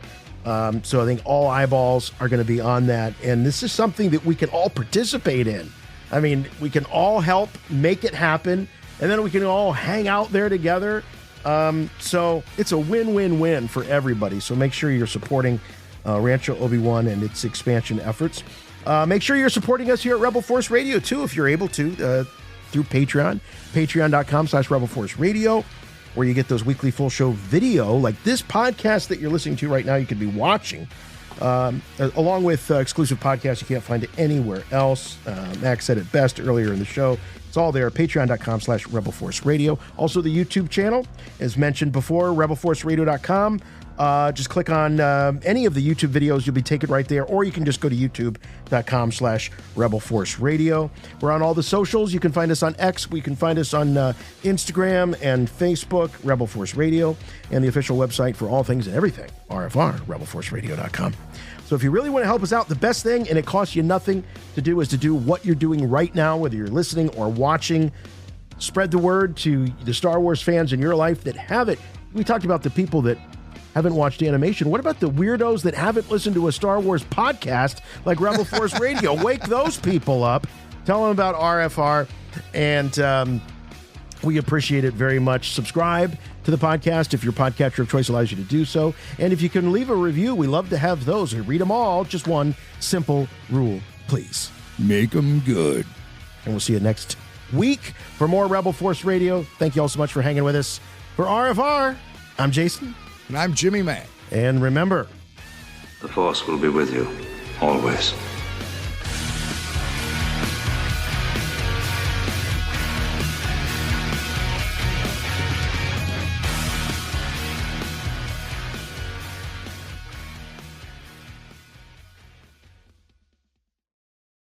Thank you, George.